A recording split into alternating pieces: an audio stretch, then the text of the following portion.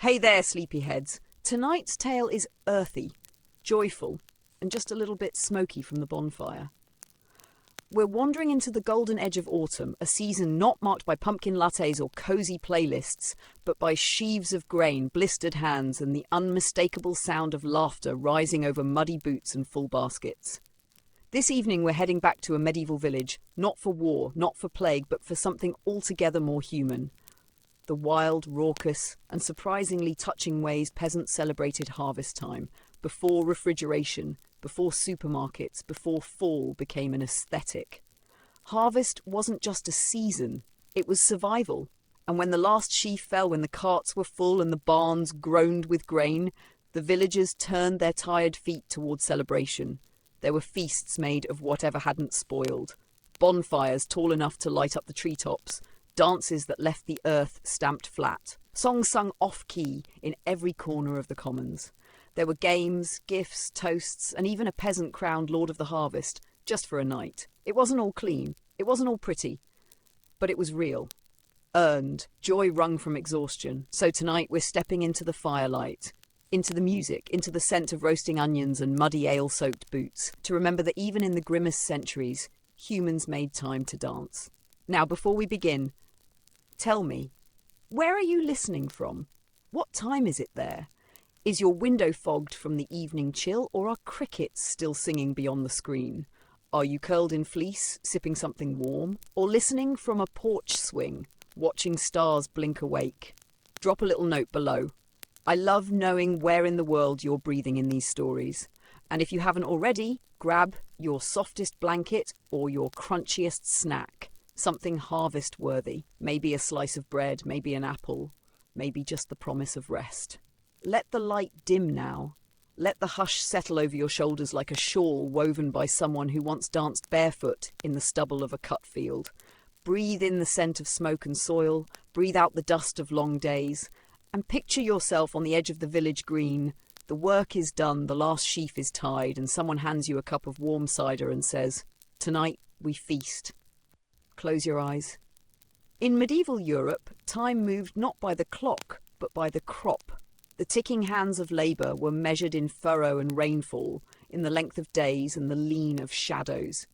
For the peasant class, who made up the vast majority of the population, life was ruled by the rhythm of the seasons. Spring was for sowing, summer for tending, and autumn for reaping. Each season bore its own tasks, hardships, and expectations, but none loomed larger in significance than the harvest.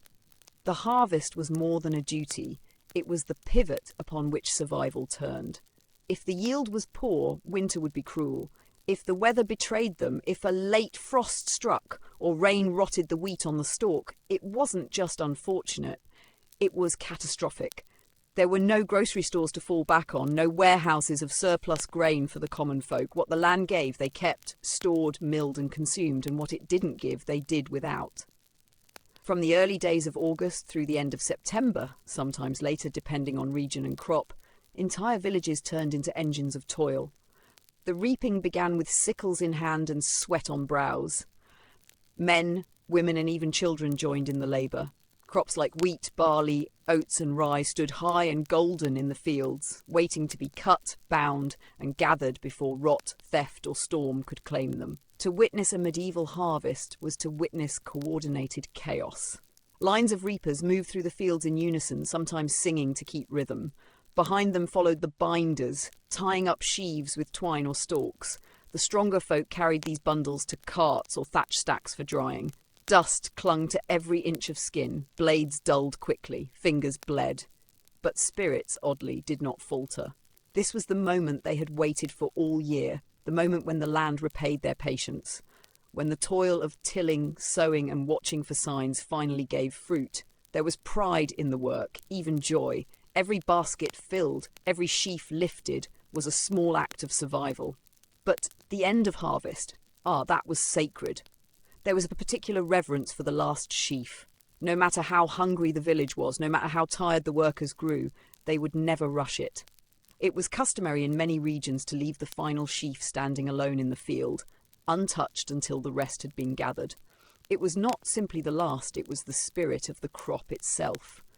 The final sheaf carried symbolic weight.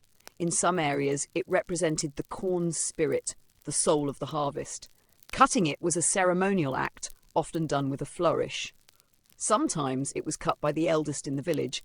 Other times, the youngest child might be handed the honour to mark innocence or luck for the future. The sheaf would then be paraded back to the village, often decorated with ribbons, herbs, or wildflowers, and placed in a position of honour, on a hearth, in a barn, or near the church altar. It was a living symbol, part gratitude, part hope. Gratitude for what had come and hope for what would come again. The arrival of this last sheaf marked the turning point. The harvest was over. The barns were full, the granaries topped. For a brief, golden moment, bellies would not be empty and the spectre of hunger could be set aside. And with that knowledge, the peasants could allow themselves something they rarely had time for: joy. But that joy, that celebration, did not come without effort. In fact, it was the culmination of months of anxiety, of praying for sun and dreading storm, of fighting weeds and pests and watching clouds roll in with menace. To finish the harvest meant safety. It meant life. The church bell might ring out longer that day, its sound washing over the countryside like a sigh of relief. Children, who had spent weeks gleaning fallen grain from the soil, might be the first to laugh. Their work was done. The grown-ups would follow, gradually sore, sun-browned, but lighter in step. There would be music again. There would be fires and food and stories. For now, they were no longer just peasants. They were keepers of the grain, protectors of the year's labour. And the land, for once, had answered their need. This was the rhythm of the seasons: struggle, wait and celebrate. It did not come with fanfare. It came with cracked hands, bent backs and quiet thanks. And it always began, always, with that final cut in the field, when the last sheaf fell. The reaping was done. The sickles, dull and notched, were leaned against the walls of barns, some still bearing flecks of chaff and fingerprints in sweat and dust. The flails used for threshing were tucked behind barrels or hung from beams, their cords frayed from weeks of use. Ropes, baskets and pitchforks, all the everyday instruments of the harvest, were slowly disappearing from the lanes and the fields, returned to their resting places.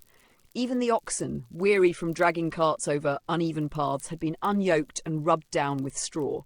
Their work, too, was over. It was a moment as close to silence as the medieval village ever got. No more rising before the sun. No more rushing to beat the rain clouds. No more frantic hands lifting sheaves before rot could set in. It was done. The work was over. And though there was always more to be done, potatoes to dig, fences to mend, firewood to stack, none of it held the urgency of the harvest. When the tools went down, the spirits went up. Not all at once, not with a trumpet or a call, but slowly, with shoulders loosening, with backs unbending, with that first long stretch by the gate, staring out across a field now sheared clean. That was the moment. That was when the laughter returned. Because the medieval harvest wasn't just labour, it was anxiety. For weeks, the air was thick with worry. Would grain dry in time? Would the oats mildew? Would the wind bring ruin before they finished? Every ear of wheat cut was a step away from hunger. Every cart filled was a bulwark against the unknown winter. So when it was done, truly done, the relief was like a bell tolling over the whole valley. It didn't matter that their feet were blistered or their hands raw, that their faces were browned from sun and their legs scratched from bramble. What mattered was that they had done it together, and that meant they could celebrate.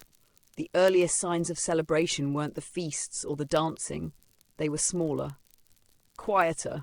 A few children given permission to stop gleaning early and go chase each other through the hedgerows. A wife who lit a second candle at the hearth that night, just because she could. A man who cracked open a precious cask of last year's ale and passed it around the fire, saying nothing but nodding as it made its way from hand to hand. It was in those little things that spirits began to rise. Soon the signs multiplied. The village green was swept and cleared, not with brooms, but with feet, with hands, with care.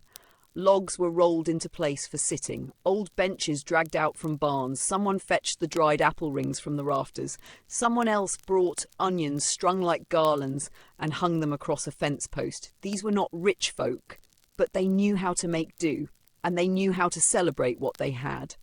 In many places, the celebration began with the church bell, not for a funeral, not for a wedding, but for the harvest home. The bell rang long and slow, and villagers paused to listen, hats in hand, as if the sound itself were sacred. Some crossed themselves. Others simply smiled and turned toward the gathering square. There was often a blessing, a priest or friar standing beside a loaf of fresh-baked bread, murmuring words of thanks for the earth, for the yield, for the chance to eat another winter. But even the pious knew this was no ordinary feast day. This was for the people, and the people would have their fun, because when the tools went down, something else rose. Laughter. It began with jokes about who dropped the most grain, or who got chased by the cow in the far pasture.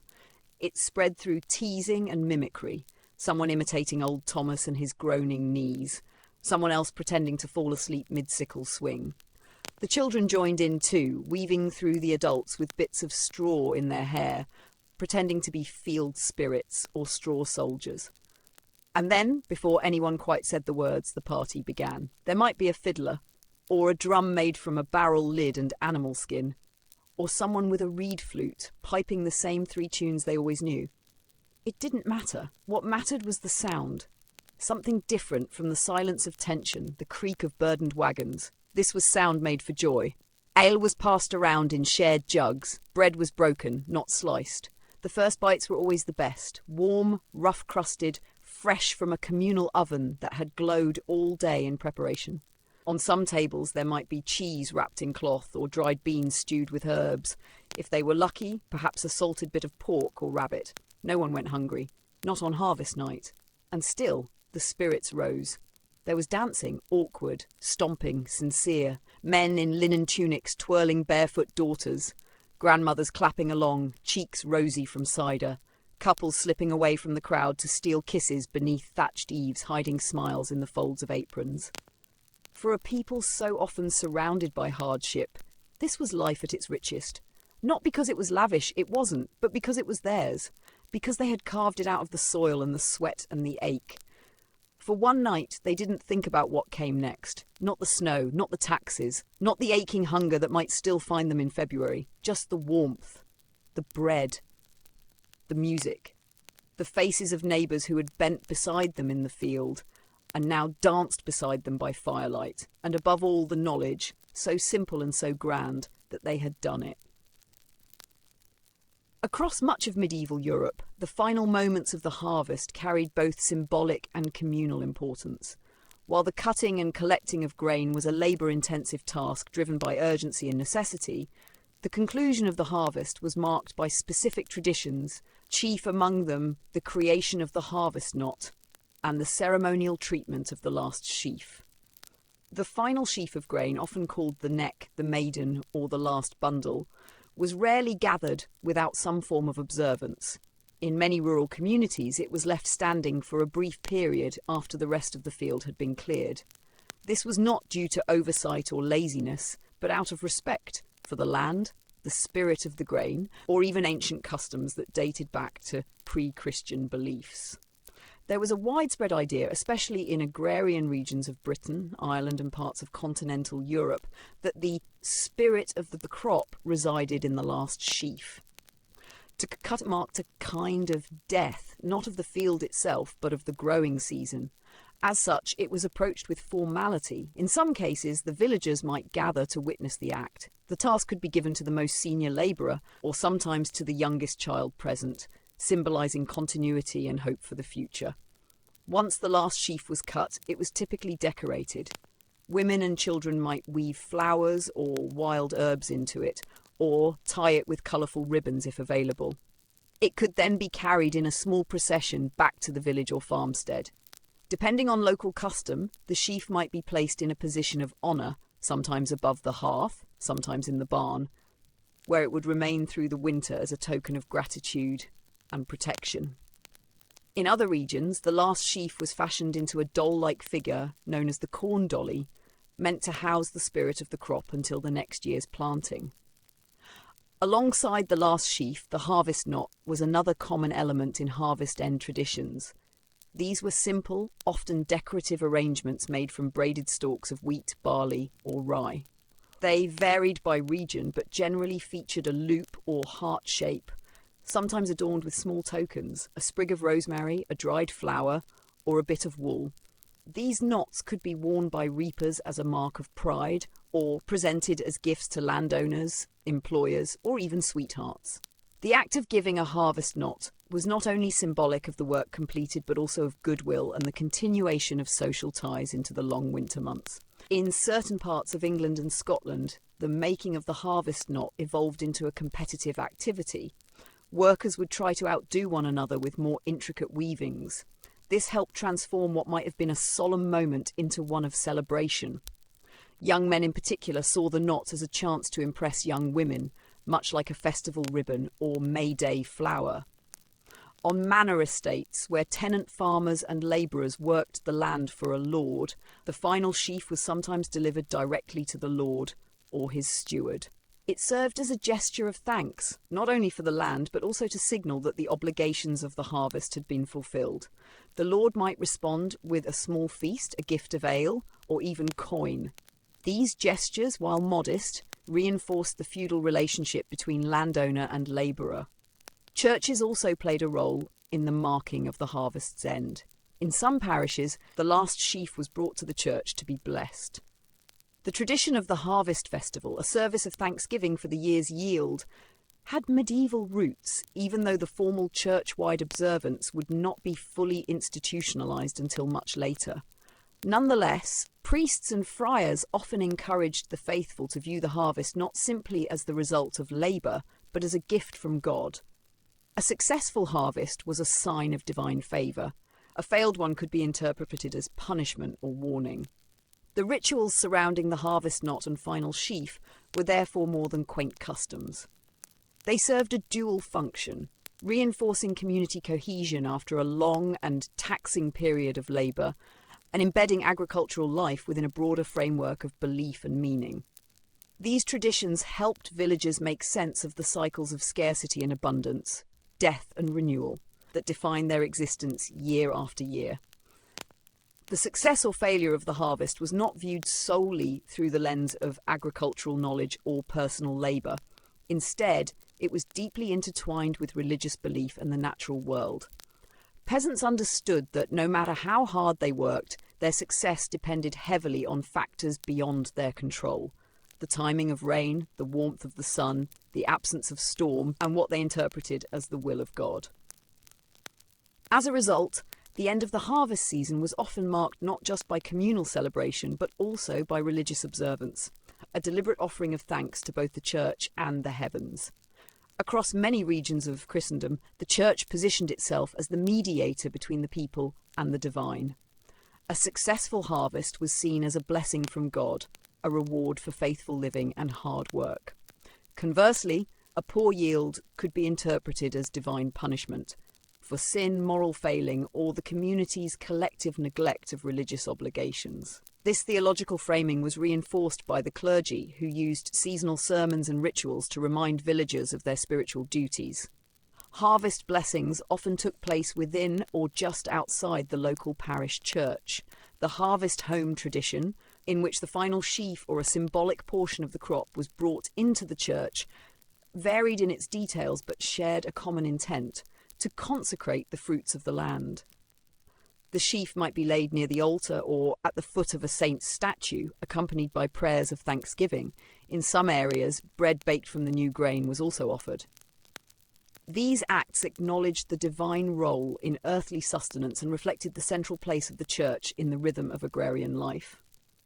In regions influenced by older pagan traditions, particularly Celtic and Germanic territories, the church sometimes absorbed and reinterpreted pre-Christian harvest rituals.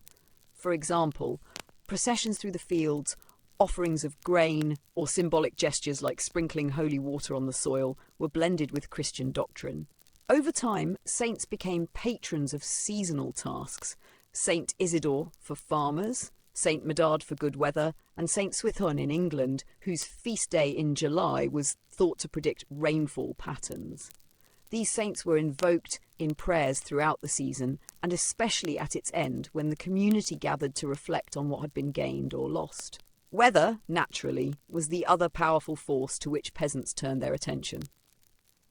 While modern societies rely on meteorology, medieval people understood the weather in terms of divine or spiritual influence. They prayed for rain during drought and lit candles to avert hailstorms. In particularly religious households, it was not uncommon for a crucifix to be planted in the field or for relics of saints to be brought out to bless the crops.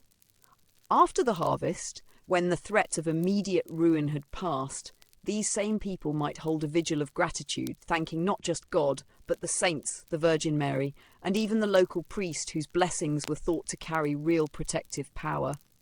The church bells might ring longer on that day. Mass would be better attended. Offerings at the altar, whether in the form of grain, bread, or small coin, increased temporarily, as villagers gave a portion back to the institution they believed had helped secure their bounty. In the countryside, these religious customs helped bind the village together. Participation in harvest blessings reinforced social cohesion and reaffirmed the church's authority. For clergy, it was an opportunity to remind the people of the fragile line between provision and scarcity, and of the importance of continued devotion through the long winter months ahead. Yet it would be inaccurate to portray the harvest blessing as entirely solemn. In many communities, especially smaller rural ones, the religious elements blended seamlessly with festivity. After the formalities were over, the prayers said, the sheaf laid down, the bell rung, the villagers would leave the church and begin their more secular celebrations with a sense of relief and release. The sacred and the profane, the spiritual and the practical, existed side by side in medieval life. The harvest was over and it had been blessed. Whether by the grace of God or the mercy of the weather, they had made it. Medieval harvest celebrations may conjure images of overflowing tables and sumptuous spreads, but for most peasants, the food served after the harvest was modest, practical, and entirely dependent on what could be grown, gathered, preserved, or occasionally bartered. While the feast following a successful harvest was a rare opportunity for indulgence, it was still grounded in the limitations of the medieval rural diet. For the peasant class, food was inseparable from the agricultural calendar. The months leading up to harvest were often lean, with pantries depleted and livestock too valuable to slaughter early. But once the grain was in, the pressure eased. Fresh bread could be baked again. Ale brewed from the new barley would soon follow. And for a brief period between the gathering of the crops and the onset of winter, there was a window of relative abundance. Grain was the foundation of the medieval diet, and it was central to the harvest feast. Bread was ubiquitous, but its quality varied. The wealthier members of the village, the reeve, the miller, or perhaps the parish priest, might enjoy fine white bread made from bolted wheat flour. Most peasants, however, ate dark, coarse loaves made from rye, barley, or maslin, a mixture of wheat and rye. After harvest, the first batch of bread from the newly milled grain was treated with significance. It marked the beginning of a new cycle and often tasted fresher, chewier, and sweeter than the last stale reserves from the previous winter. In addition to bread, pottage was the other staple of rural meals. This thick stew, made from whatever vegetables were available, often simmered over the hearth for hours. Ingredients could include onions, leeks, cabbage, beans, peas, and root vegetables like turnips or parsnips. For the harvest feast, a larger pot might be prepared, seasoned more generously with herbs such as parsley, sage, or thyme. If the household had access to dairy, milk or cheese might be stirred in to enrich the flavour. Meat, however, remained scarce. Meat was not commonly eaten by peasants on a daily basis, but the harvest feast occasionally made exceptions. If a pig or chicken was slaughtered, either because it could not be sustained through winter or as a celebratory offering, its meat might be roasted or stewed. In some communities, landlords permitted or even provided animals for slaughter during harvest celebrations as a show of generosity. More often, villagers made use of what they could catch: rabbits, birds, or eels from nearby streams. These could be cooked whole or added in small quantities to pottage, turning a humble dish into something more festive. Cheese and butter, while perishable, were sometimes served in late summer and early autumn. Fresh cheese made from goat or cow's milk was often available, especially in dairying regions. Harder cheeses, better suited to long storage, were usually reserved for winter, but a few pieces might be brought out during the harvest period when food was more plentiful. Fruits and nuts also made their way onto the table. Apples, plums, and pears were gathered in late summer and eaten fresh or dried for storage. Hazelnuts and chestnuts were collected and sometimes added to breads or desserts. Wild berries, such as elderberries or blackberries, could be used to make tarts or sweeten ale. Honey, a precious commodity, was rarely wasted on common meals, but might appear in small celebratory cakes or breads if available. Ale was the standard drink. Brewed from barley, it was consumed by all ages and was safer than untreated water. The first brew made from newly harvested grain, often called fresh ale, was lighter and considered particularly refreshing. Stronger ales, if available, were reserved for celebration. Wine was rare and usually reserved for the upper class or the clergy. Desserts, as we understand them, did not form a regular part of the medieval peasant's diet. However, sweetened or spiced dishes were not unknown. Spiced fruit pies, flat cakes sweetened with dried fruit, and simple oat cakes might appear during the harvest period, especially if a household had saved a few spices, like cinnamon or cloves, for a special occasion. These imported ingredients were expensive, but in some cases, a tiny amount might be acquired through trade or gifted by a generous landholder. Overall, the harvest meal was hearty, communal, and deeply seasonal. It was not luxurious by modern standards, but to those who had gone hungry in the hungry months, it was a feast nonetheless. The food they shared came not just from their labour, but from the cooperation of neighbours, the goodwill of the village, and the timing of the seasons. It marked not only the end of a busy period, but the brief arrival of comfort before the long winter set in. Cooking was a communal and adaptive practice shaped by seasonal availability, household means, and long-standing tradition. During the harvest period, particularly following the successful gathering of grain, food preparation took on a celebratory character. Though the ingredients remained mostly simple and regionally sourced, the methods of cooking expanded in scale and occasionally in complexity. One could find, during this short window of relative abundance, an unusual variety of preparation. Thick pottages bubbling in large pots, roots roasting in embers, and in special circumstances, meat turning slowly over a spit. For most of the year, the primary method of cooking was the stew pot. Large iron or clay vessels were suspended over open hearths or placed on trivets. These pots rarely emptied entirely. Instead, a base of ingredients was kept simmering day after day, with fresh vegetables or grains added as they became available. This perpetual stew method saved fuel and ensured that something warm was always on hand. During harvest celebrations, these same pots were filled with larger quantities of ingredients and often flavoured with more care. A handful of herbs here, a splash of milk there, to create a more flavourful and filling dish. The staple of any such pot was grain. Barley, oats, or wheat, depending on the region, formed the body of the meal. Peasants added what they had: onions, garlic, cabbage, leeks, carrots, and sometimes legumes like lentils or broad beans. Wild greens such as nettle or sorrel were also used when available. These stews were nourishing and could feed large groups with minimal cost. When animal products were added, a piece of lard, a few bones, or a small portion of meat, it transformed the dish into something more luxurious. While stews remained the core of peasant meals, the harvest feast was one of the few times of year when alternative methods of cooking appeared. Chief among them was roasting. A spit roast required more fuel and more attention, but it produced a flavour and texture that stewing could not. If a village or household had access to meat, usually in the form of a pig, chicken, or goose, it was often prepared this way during the celebration. A whole pig roast was rare and typically communal. The animal would be slaughtered in advance, cleaned and dressed, and then roasted over an open fire or in a specially dug pit. This process took hours and required constant turning, basting, and tending. It was often a shared task, with different individuals taking turns while others prepared side dishes or collected firewood. The result was a crisp, savoury dish that served as the centrepiece of the meal. Crackling skin, tender meat, and dripping fat, these were seasonal indulgences rarely tasted outside of autumn. Smaller animals were also roasted. Chickens could be trussed and rotated on small hand-turning spits, often basted with a simple mixture of herbs and fat. In coastal or riverine communities, fish and eels were likewise skewered and grilled over flame.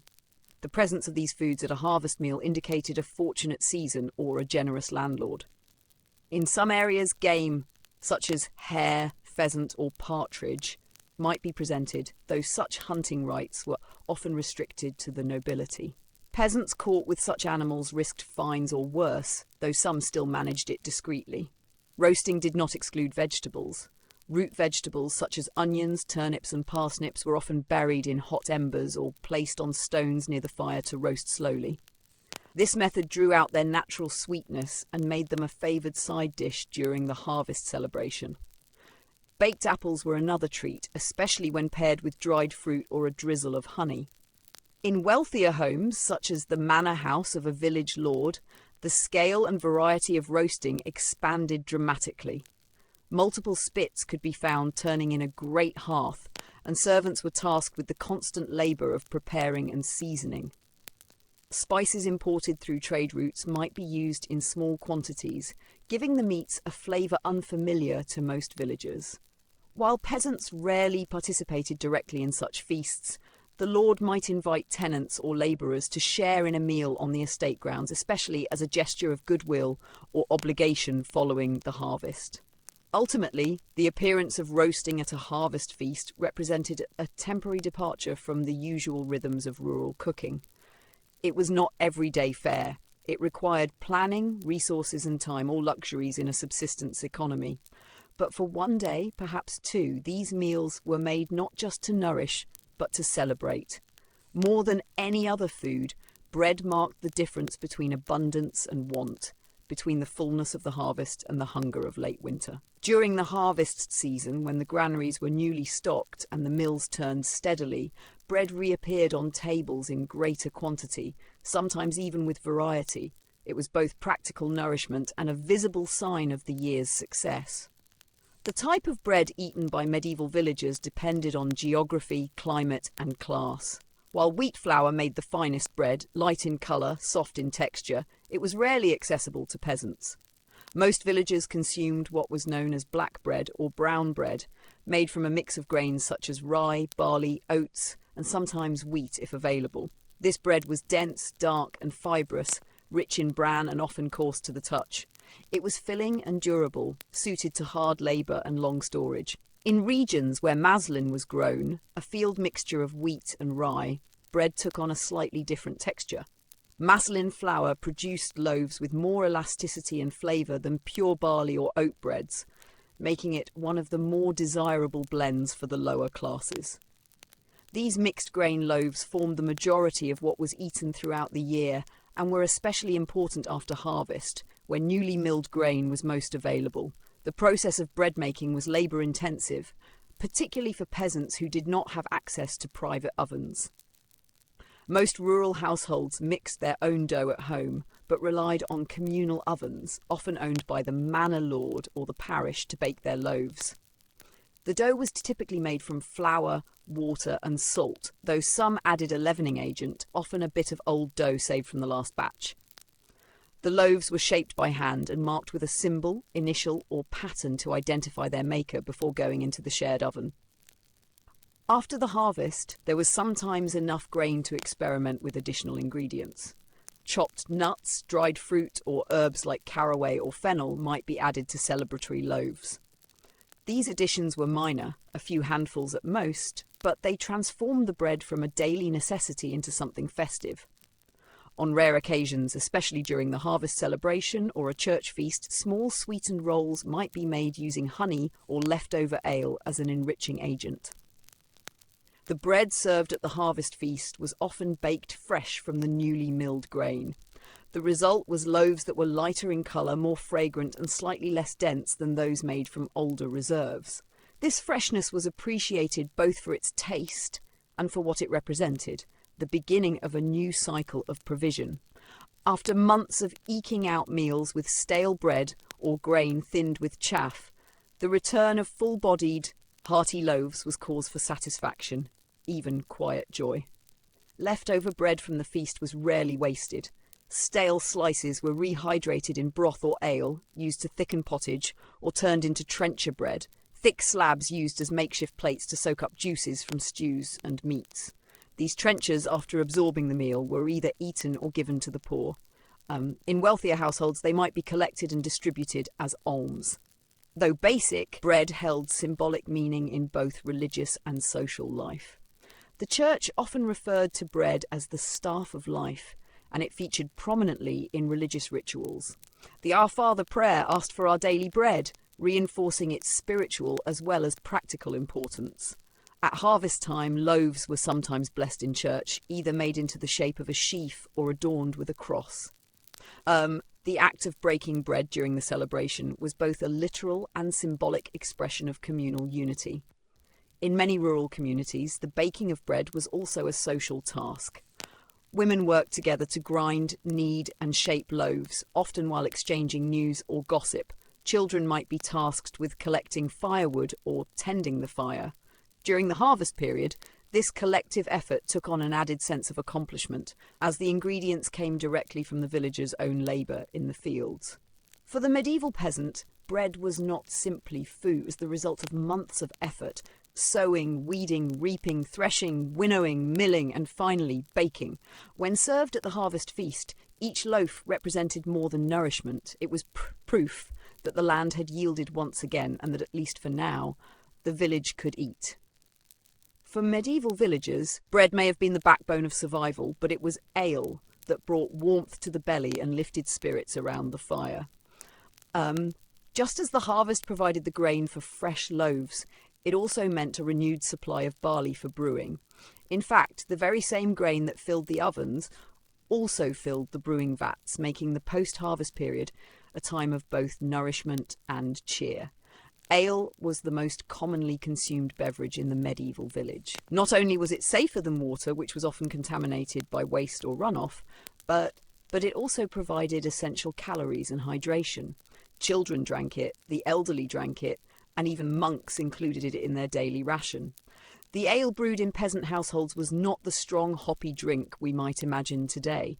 It was a weaker, sometimes cloudy beverage, often referred to as small ale, that could be consumed in large quantities without much risk of intoxication. However, during the harvest celebration, stronger brews often made an appearance. With the first of the barley threshed and malted, and the weather still warm enough to encourage fermentation, villagers brewed fresh batches of ale specifically for the feast. These stronger versions were not aged long, but were hearty, full-bodied, and enjoyed while still young.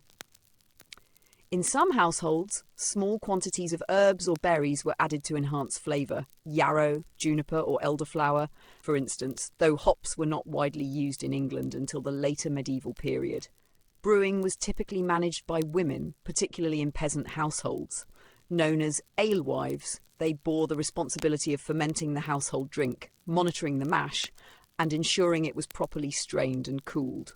In some cases, surplus ale was sold to neighbours or travellers, making brewing not just a domestic task, but a minor economic activity.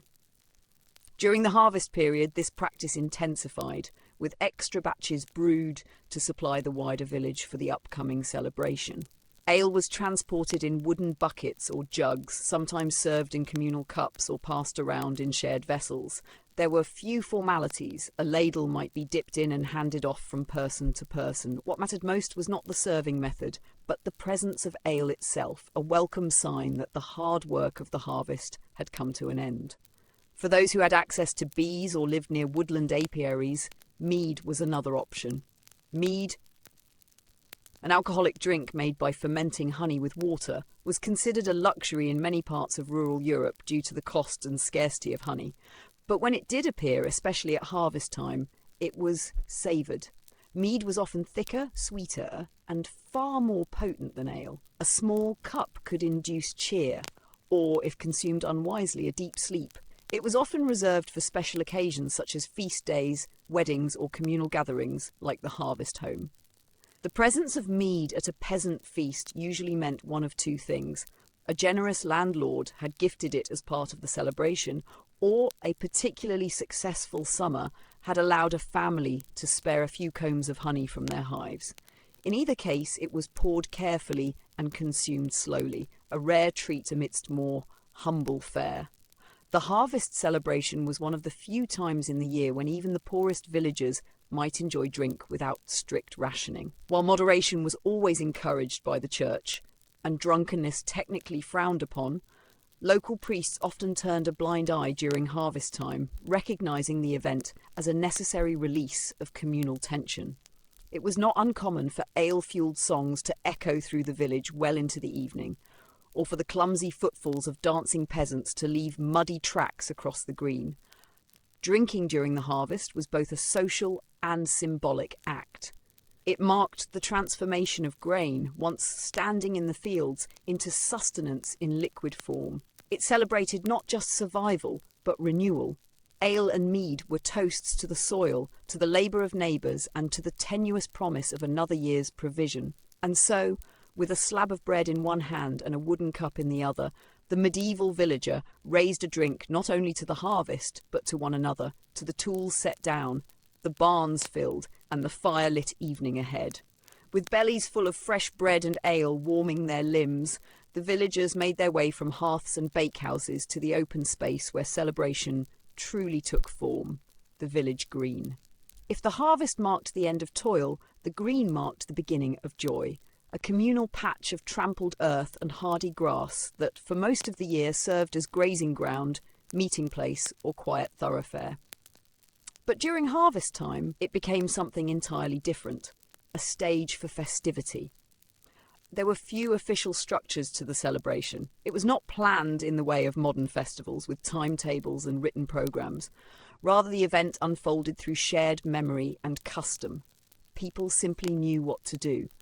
The elders would bring out the stools. Children would begin chasing one another with bits of straw still clinging to their tunics. And someone, always someone, would strike the first spark to the bonfire pile.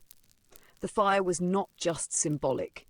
In a practical sense, it provided heat, light, and a place for cooking or warming food. But more than that, it acted as the centerpiece of the gathering, a living presence around which the community gathered, much like the hearth inside their homes, only larger and more social. In some regions, it was tradition to burn the remnants of the harvest, broken tools, worn-out baskets, or even old straw hats. It was a way to mark the end of the season and clear space, physically and spiritually, for the one to come. As the flames rose, so did the energy of the gathering. What began with subdued conversation and slow sips of ale grew livelier by the hour. Stories were told, some true, many exaggerated, of the hardest working reaper, the luckiest gleaner, or the cow that escaped mid-threshing. Children mimicked their elders' work, swinging pretend sickles made of sticks or building miniature grain stacks from leaves and grass. Laughter rang out in bursts, unrestrained by the usual constraints of labour or fatigue. The social dynamics of the village also came into focus on the green. While the manor lord and priest might host their own separate feasts, it was not uncommon for stewards or representatives of the gentry to walk among the peasants during these celebrations, offering words of praise or sharing a drink. These were brief moments of familiarity in a year otherwise marked by strict hierarchy. The harvest was, in a sense, a levelling occasion. Everyone, rich or poor, relied on the grain. For young people, the green offered something else: opportunity. Freed from the constant supervision of fieldwork, adolescents flirted, danced and paired off, often under the watchful but permissive eyes of their elders. For some, the harvest celebration was the start of a courtship that might lead to winter betrothal or spring marriage. It was during these times that garlands were exchanged, hands were held in the flickering light of the fire, and love songs rose with the smoke. Dancing, when it began, was rarely structured.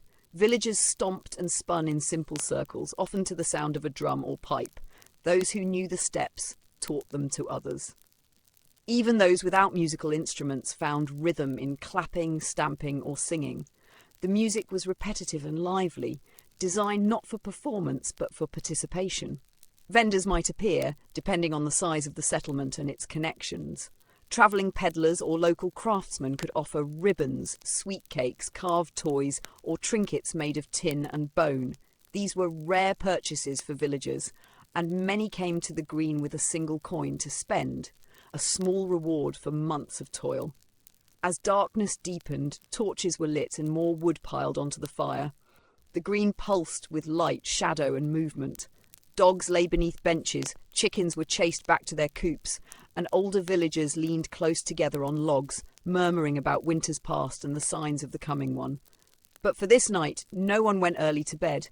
The village green, so often a quiet expanse, had become the heart of celebration. It throbbed with life, and in the firelight, surrounded by the sounds of laughter, clinking cups and stomping feet, the people marked a truth older than their church and more immediate than their Lord. The harvest had come in, the land had given, and for a little while at least, joy was permitted. The bonfire was more than a practical source of warmth and light. It was in many respects the very heart of the harvest celebration, a blazing emblem of survival, community, and the enduring relationship between human labour and the unpredictable generosity of the earth. As villagers danced and laughed on the green, it was the fire that held them together, drawing their bodies near and casting flickering shadows that seemed to dance with them. In medieval society, fire had long held symbolic power. It was associated with cleansing, renewal, and protection. In Christian tradition, it represented divine light, the presence of the Holy Spirit. But it also retained echoes of older pre-Christian beliefs, particularly in rural communities where customs were slower to change. The harvest fire especially was thought to mark a turning point in the year.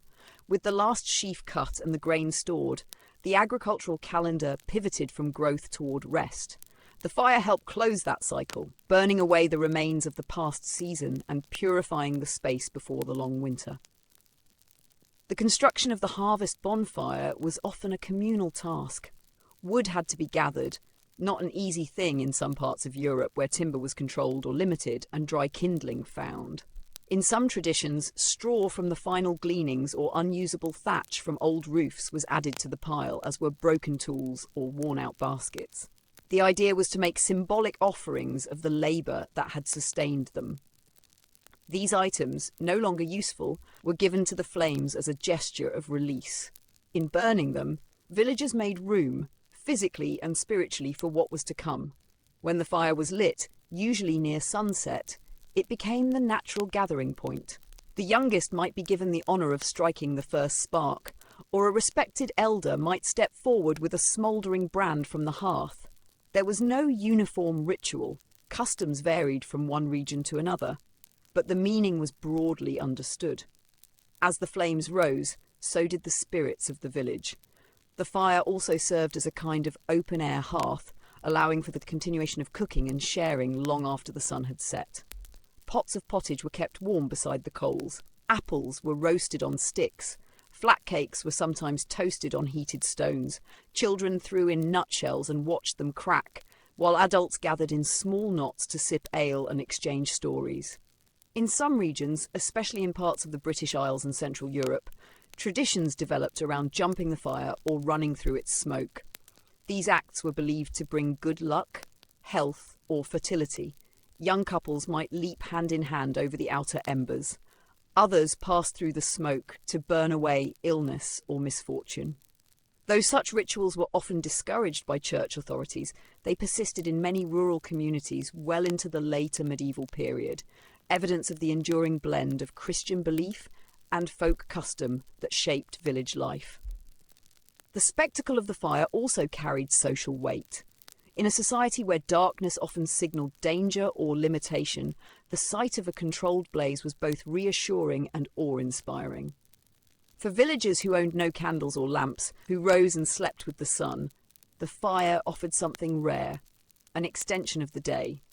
Its glow allowed festivities to continue well into the night. Songs were sung, instruments played, and stories told, all illuminated by the dancing flames. In larger settlements or manorial estates, multiple fires might be lit, creating a perimeter of warmth around the gathering. These were sometimes used for cooking large joints of meat or for lighting contests or games. However, in the average village, a single bonfire served all purposes, both sacred and secular. It was a meeting place, a signal flare, a comfort and a symbol all at once. As the fire burned down to coals, its role shifted again. The children, now tired, fell asleep in laps or leaned against sleeping dogs. The laughter softened. The music slowed. Some villagers sat quietly, staring into the embers as if divining the winter to come. For all its brightness, the fire marked not only celebration but change. It reminded them that the harvest, however bountiful, was always temporary. But for that night, as flames licked upward and sparks joined the stars, the fire was victory. It was warmth won from work, and it glowed not just on the green, but in every weary heart that had helped bring the harvest home. As the fire burned low and the night deepened, the atmosphere on the village green began to shift again.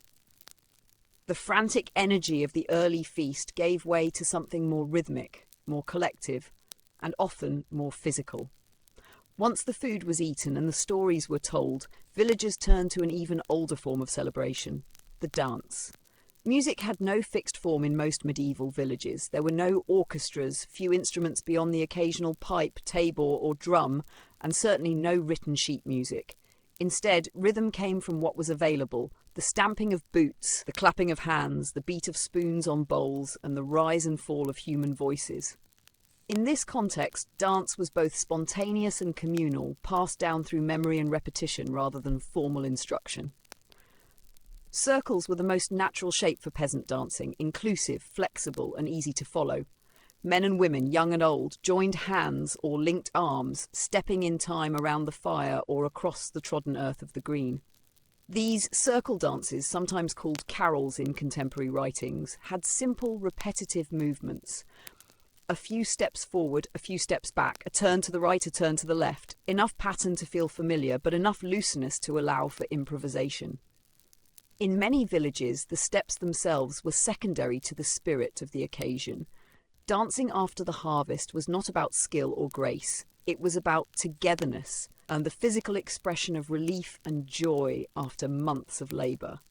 Those who had reaped side by side in the fields now moved in unison again, not with sickles but with laughter. Footwear was optional and frequently discarded. After a summer spent in rough shoes or wooden pattens, many villagers preferred to dance barefoot. It allowed them to feel the earth, newly cleared, dry from late summer sun, and still warm near the fire. Children were often the first to kick off their shoes and run into the circle. Adults followed, sometimes hesitant at first, but more often eager to feel the ground beneath them without constraint. The barefoot dance was also practical. Many peasants owned only one pair of shoes, often homemade or handed down, and they were not worn out of carelessness. By dancing barefoot, they preserved their footwear for colder months and muddy roads. But more than that, it created a connection to the land, the very soil that had sustained them, that they had worked with their hands and from which their food had come. To dance on it in celebration was, in its own way, a form of gratitude. Music for the dancing was usually provided by whoever could play. A village might have a fiddler, a pipe player, or a drummer who kept the beat with a tabor or budrun. In the absence of instruments, singing took over. Call and response songs were common, one voice leading, the others following. Lyrics might be improvised, especially during harvest time, with verses poking fun at neighbours, praising the crop, or teasing the miller for his slow stones. The dancing could last for hours, interrupted only by brief rests to drink, cool off, or tend to the fire. As the night wore on, the circles might give way to more playful movements, pairs spinning off to dance alone, small groups inventing their own steps, or individuals performing jigs to impress or amuse the crowd. It was one of the few times in the peasant calendar when such expressions were welcomed, even encouraged. Despite its looseness, the dancing held unspoken rules. Older women were given space to move at their own pace. Children were drawn into the circle and cheered for their efforts. If someone fell, the line paused and helped them up. And while flirtation was a common part of the dancing, with glances, touches, and smiles exchanged across the circle, it rarely crossed into impropriety. The community watched itself, even in celebration. These dances did more than entertain. They reinforced bonds forged in the field, reminded villagers of their shared labour, and made visible the unity that underpinned rural life. They brought bodies into motion, breath into rhythm, and laughter into the dark. As the fire crackled behind them and the night wrapped itself around the green, the villagers danced in circles, often barefoot, always together, marking not just the end of the harvest, but the enduring joy of being part of something larger than themselves. As the dancing slowed and bodies grew tired, something else lingered in the night air. Laughter. Not the polite laughter of deference or formality, but the full-bodied kind. Loud, unrestrained and communal. It echoed across the green, around the bonfire, through the hedgerows and alleyways, signalling that for at least one night, the weight of work had been set aside. In a world where most peasants lived with daily uncertainty, of weather, of health, of next season's yield, laughter served as one of the few reliable expressions of relief and resilience. Medieval peasants were often caricatured by later generations as grim or joyless, ground down by toil and hardship. But such a picture neglects the lived reality of rural communities, where humour thrived, not in spite of labour, but alongside it. Villagers laughed while working the fields, teased one another at the well, and shared jokes in hushed tones during Mass. The harvest feast simply gave that laughter space to grow louder. Much of the humour during harvest time was drawn from shared experience. The jokes told by the fire were rarely novel.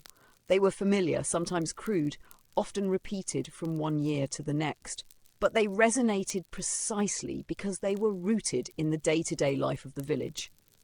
There were tales of someone slipping into the pig trough, of the steward's wig blown off by wind in the barley field, or of the youth who mistook the Lord's goose for a common bird and chased it halfway to the woods. Exaggerated reenactments of particularly chaotic harvest moments were common, with villagers mimicking one another to uproarious effect. This kind of humour reinforced social cohesion. In many cases, the butt of the joke laughed along with the others.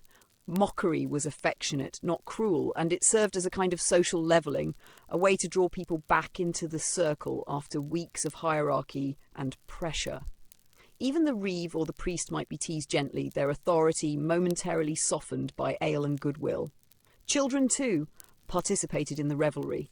They played games by firelight, blind man's bluff, tag, or improvised competitions with sticks and stones. Their laughter rang higher than the rest, often shrieking with delight as older siblings or uncles chased them around the perimeter of the green. For them, the feast was magic. Fire in the dark, bread without scolding, and stories told freely by adults who usually had no time to spare. The laughter wasn't confined to games or mimicry. It flowed naturally from the conversation, from stories half-remembered and embellished, from songs with clever verses, from playful boasts about who harvested fastest or who baked the best loaf. In some communities, riddles were passed around like bread, each answered with growing hilarity as the drink continued to flow. Occasionally, a local fool or jester might make an appearance, particularly in larger villages or market towns. These individuals, licensed by custom if not by law, used costume, voice, and gesture to exaggerate the absurdities of rural life. Even in smaller hamlets, someone always stepped into the role, a man in a thatched wig and apron, or a young woman with soot-blackened cheeks acting out a parody of courtship or clergy. These performances, rough as they were, often drew the largest crowds and the heartiest laughs. There was also space for self-deprecating humour, a recognition that life was often ridiculous, uncomfortable, or downright hard. Laughter allowed the villagers to acknowledge their own vulnerability without shame.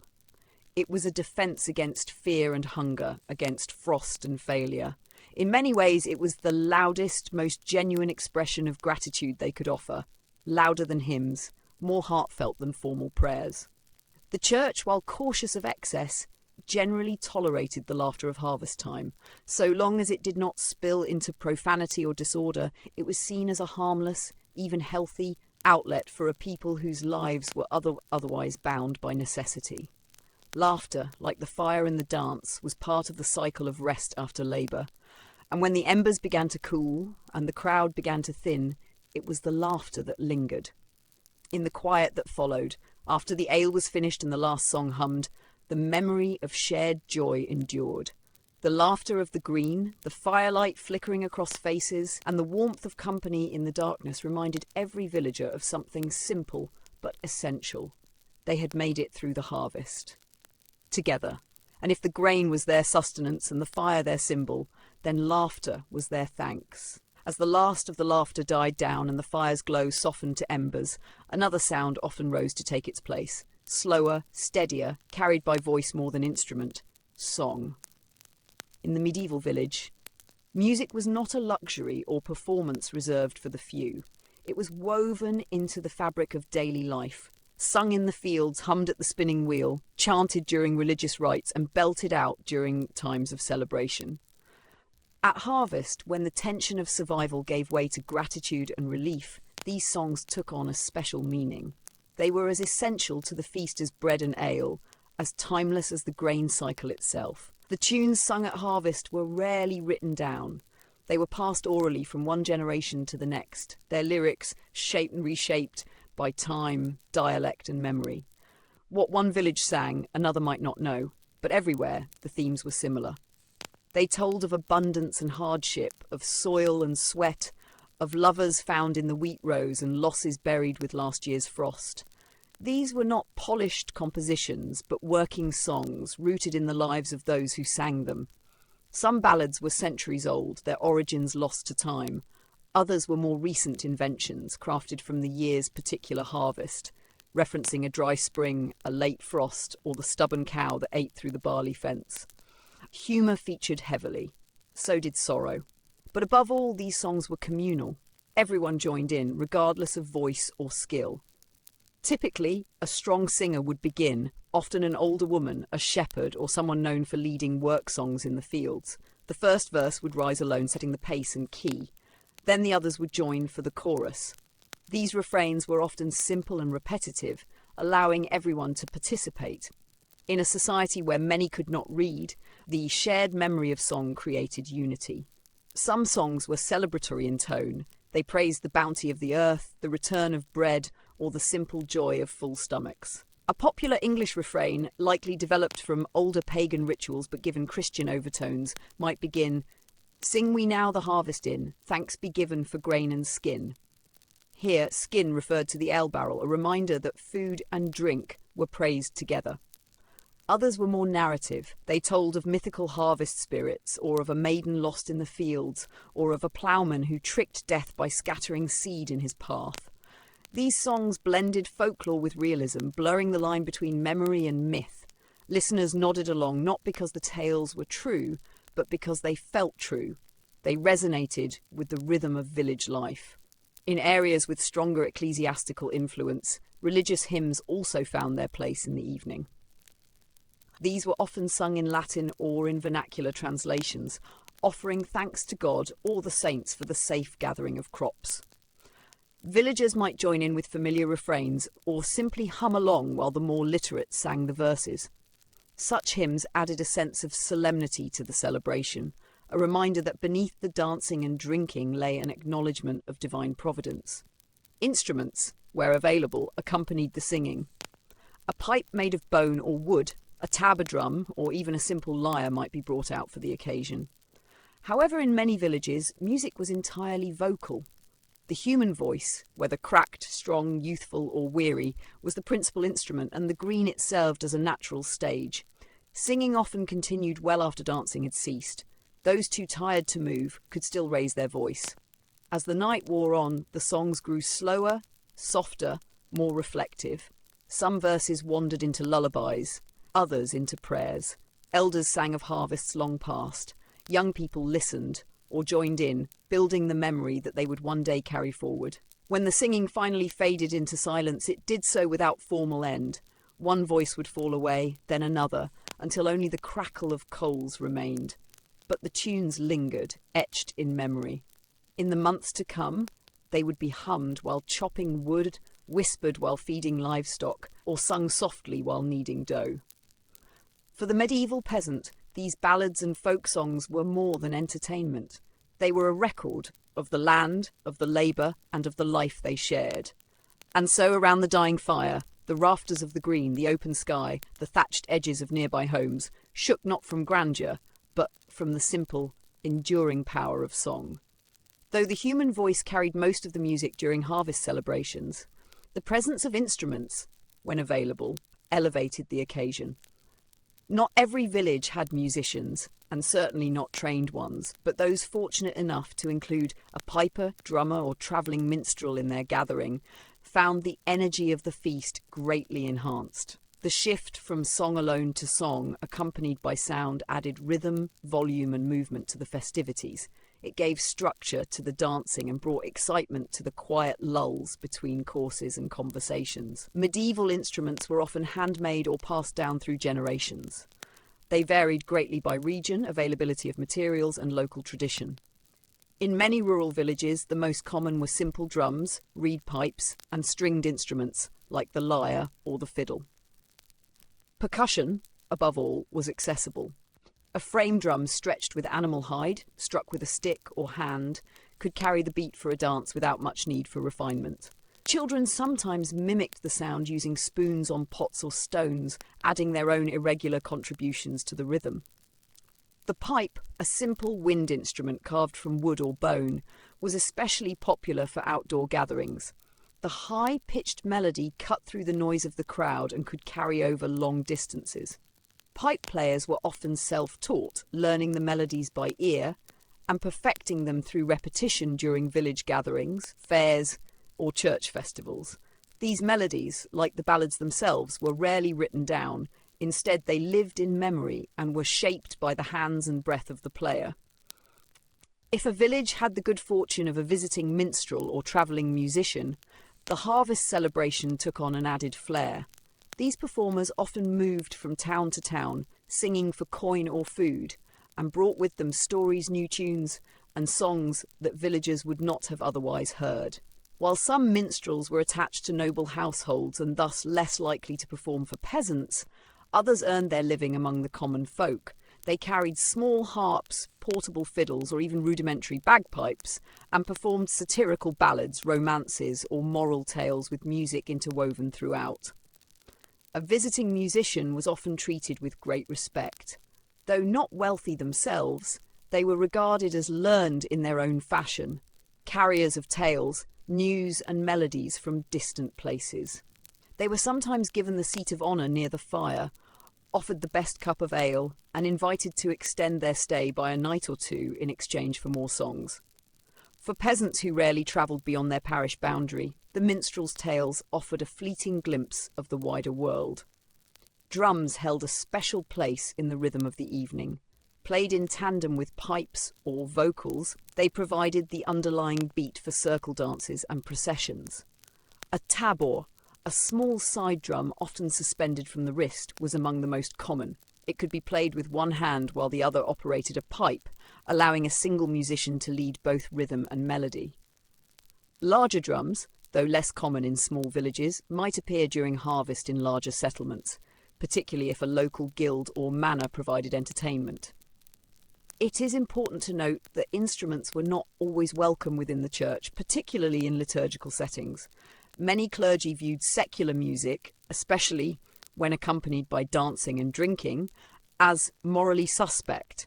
But during harvest time, when even the priest gave a nod to celebration, these concerns were often set aside or tolerated for a night. As long as the music did not cross into lewdness or sacrilege, it was permitted to ring out across the green. The combination of voice and instrument brought a kind of completeness to the event. A fiddler's string provided a backdrop for the verses of a ballad, a pipe lent a wistful quality to a love song, a drum beat invited even the hesitant to tap their feet or join the circle. It was not a concert. There was no stage. The music and the people moved together, with no line drawn between performer and listener. As the night stretched on, the musicians played slower tunes, minor melodies meant for rest and reflection. Children fell asleep to the hum of the strings, and elders nodded along, eyes closed, recalling their own youth beneath similar stars. In the flickering light of the fire, the music softened, not ended but folded into memory. By morning, the pipes would be packed away, the drums quiet, and the minstrels gone. But the echoes would remain, in humming voices, tapping heels, and stories told for seasons to come. Even as the last chords from pipe and fiddle faded into the embers of the night, the words remained, carried by memory, whispered on tired lips, and repeated in quiet voices as the revellers made their way home. For the medieval villager, it was the lyrics that lingered. Music could be forgotten, lost with the departure of a minstrel or the passing of time, but a well-loved verse stayed with the people. And the verses that endured longest were often about three things: love, luck, and ale. These themes were not chosen lightly. They were the preoccupations of rural life, the pillars of joy and survival in a world shaped by physical labour, unpredictable seasons, and fleeting comfort. Love offered companionship and continuity. Luck governed crop yields, livestock health, and every gamble the peasant took against nature. And ale, familiar, warm, and cheering, was both sustenance and solace. Love ballads were a staple of harvest gatherings, though they were rarely sentimental in the modern sense. The tone ranged from humorous to bittersweet, and the characters were familiar: the ploughman courting the miller's daughter, the haymaker wooing a lass in the barley field, the milkmaid turning down a priest's unwanted advances. These songs often played with gender roles and expectations. A clever girl might outwit a boastful suitor in verse. A young man might promise marriage if the harvest holds and the pig fattens before snow. Listeners laughed not only at the wit, but at the truth behind the words. These songs echoed real courtships, missteps, and compromises common to all.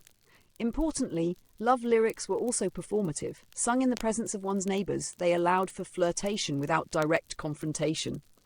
A lad might sing a teasing verse about a girl with eyes like wet oats and glance slyly across the fire. A maiden might respond with a sarcastic chorus about lazy reapers or boastful shepherds. These exchanges, though light-hearted, could lead to genuine pairings.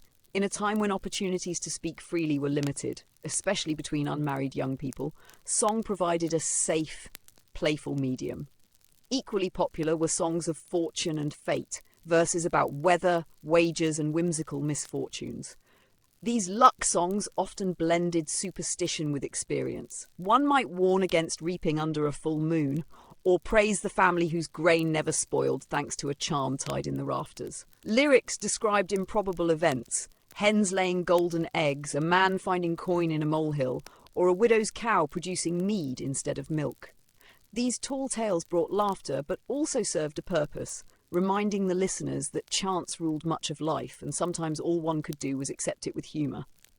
Luck songs also reflected the very real anxieties of agrarian life. A poor harvest, a sick animal, or a sudden storm could undo a family's efforts. Singing about these events allowed villagers to acknowledge misfortune communally, to laugh at what they could not control, and to express quiet hopes for better seasons to come. In this way, even a joking verse about the brewer's barley turning into weeds carried deeper meaning, a shared understanding of risk, endurance, and the need to keep going.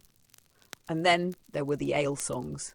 Celebratory, bawdy, and often sung loudest, ale songs praised the village brew and mocked the drinker in equal measure. One verse might declare ale stronger than a bishop's word, while another warned of waking up face down in the turnip patch. These songs encouraged participation. Everyone knew the words, or could guess them after a few lines. The refrains were designed for group singing, loud, repetitive, and easy to remember even after a few cups. Some verses personified ale as a companion, a healer, or even a mischievous spirit. One common refrain, heard in variants across Europe, declared, "Good ale keeps the hunger out and makes the old man dance."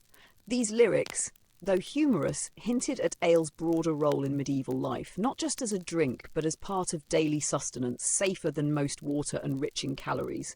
Taken together, the songs about love, luck, and ale provided a kind of oral history for the community. They preserved shared values, recorded local events in poetic form, and gave voice to emotions that might otherwise remain unspoken. They were passed from one generation to the next, a heritage not of parchment, but of pitch and rhyme. As the villagers returned home, often humming or mumbling the last chorus, the verses clung to them. They would be sung again in winter, whispered in the barn, or revived at the next feast. But on harvest night, in the firelight, they rang loudest. Not just in celebration of what had been gained, but in defiance of all that had been risked. Though many harvest songs began with a single voice, a confident singer or a visiting minstrel, they rarely stayed solitary for long. As the verses about love, luck, and ale rolled out across the firelit green, others would inevitably join in. The strength of a song in the medieval village was not in its technical perfection or individual talent, but in its ability to bring voices together. Group singing was not just entertainment, it was a ritual of belonging. The structure of most medieval folk songs made communal participation easy. Refrains were simple and rhythmic, often repeated after each line or verse. Some songs followed the call and response model. One person sang the line and the group replied with a memorized phrase. Others were built with cumulative verses, each singer adding a new detail to a growing list, testing memory and quick wit. These formats were ideal for gatherings where alcohol, fatigue, or general merriment might dull sharpness, but not enthusiasm. Group singing required no formal organisation. There were no choirs or rehearsals. The villagers simply joined in as they felt moved to do so. If someone forgot a line, others filled it in. If the tempo lagged, a foot tapping on a bench or the beat of a ladle on a pot would pull it back. It was inclusive by nature. Children sang with their elders, labourers with their landlords. The music itself paid no mind to rank or age.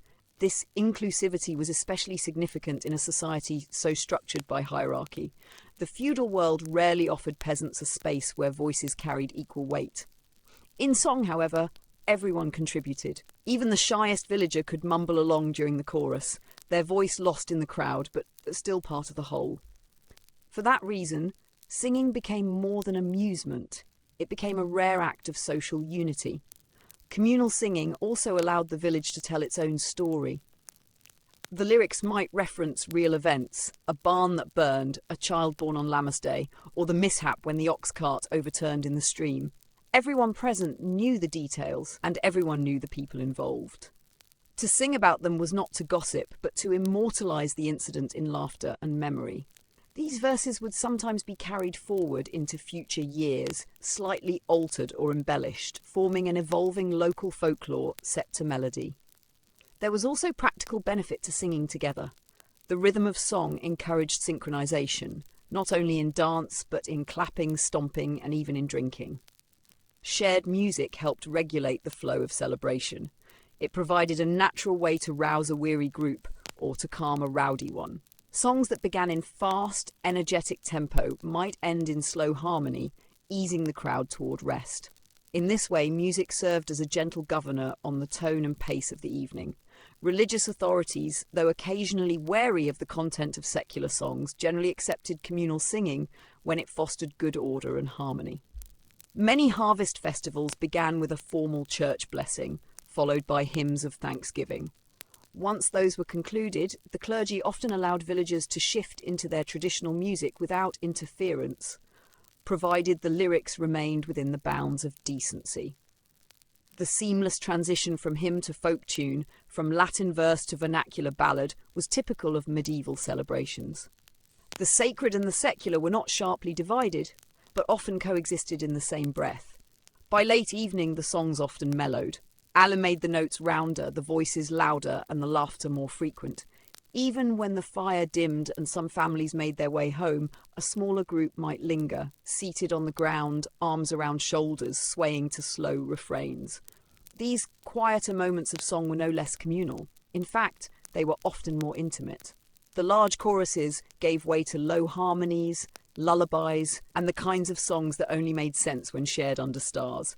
The harvest was done, the grain was stored, the hunger of past months held at bay, and so the village sang, not just to mark the occasion, but to draw closer together, to seal the moment in sound, and to remind themselves that even the smallest voice had a place in the circle.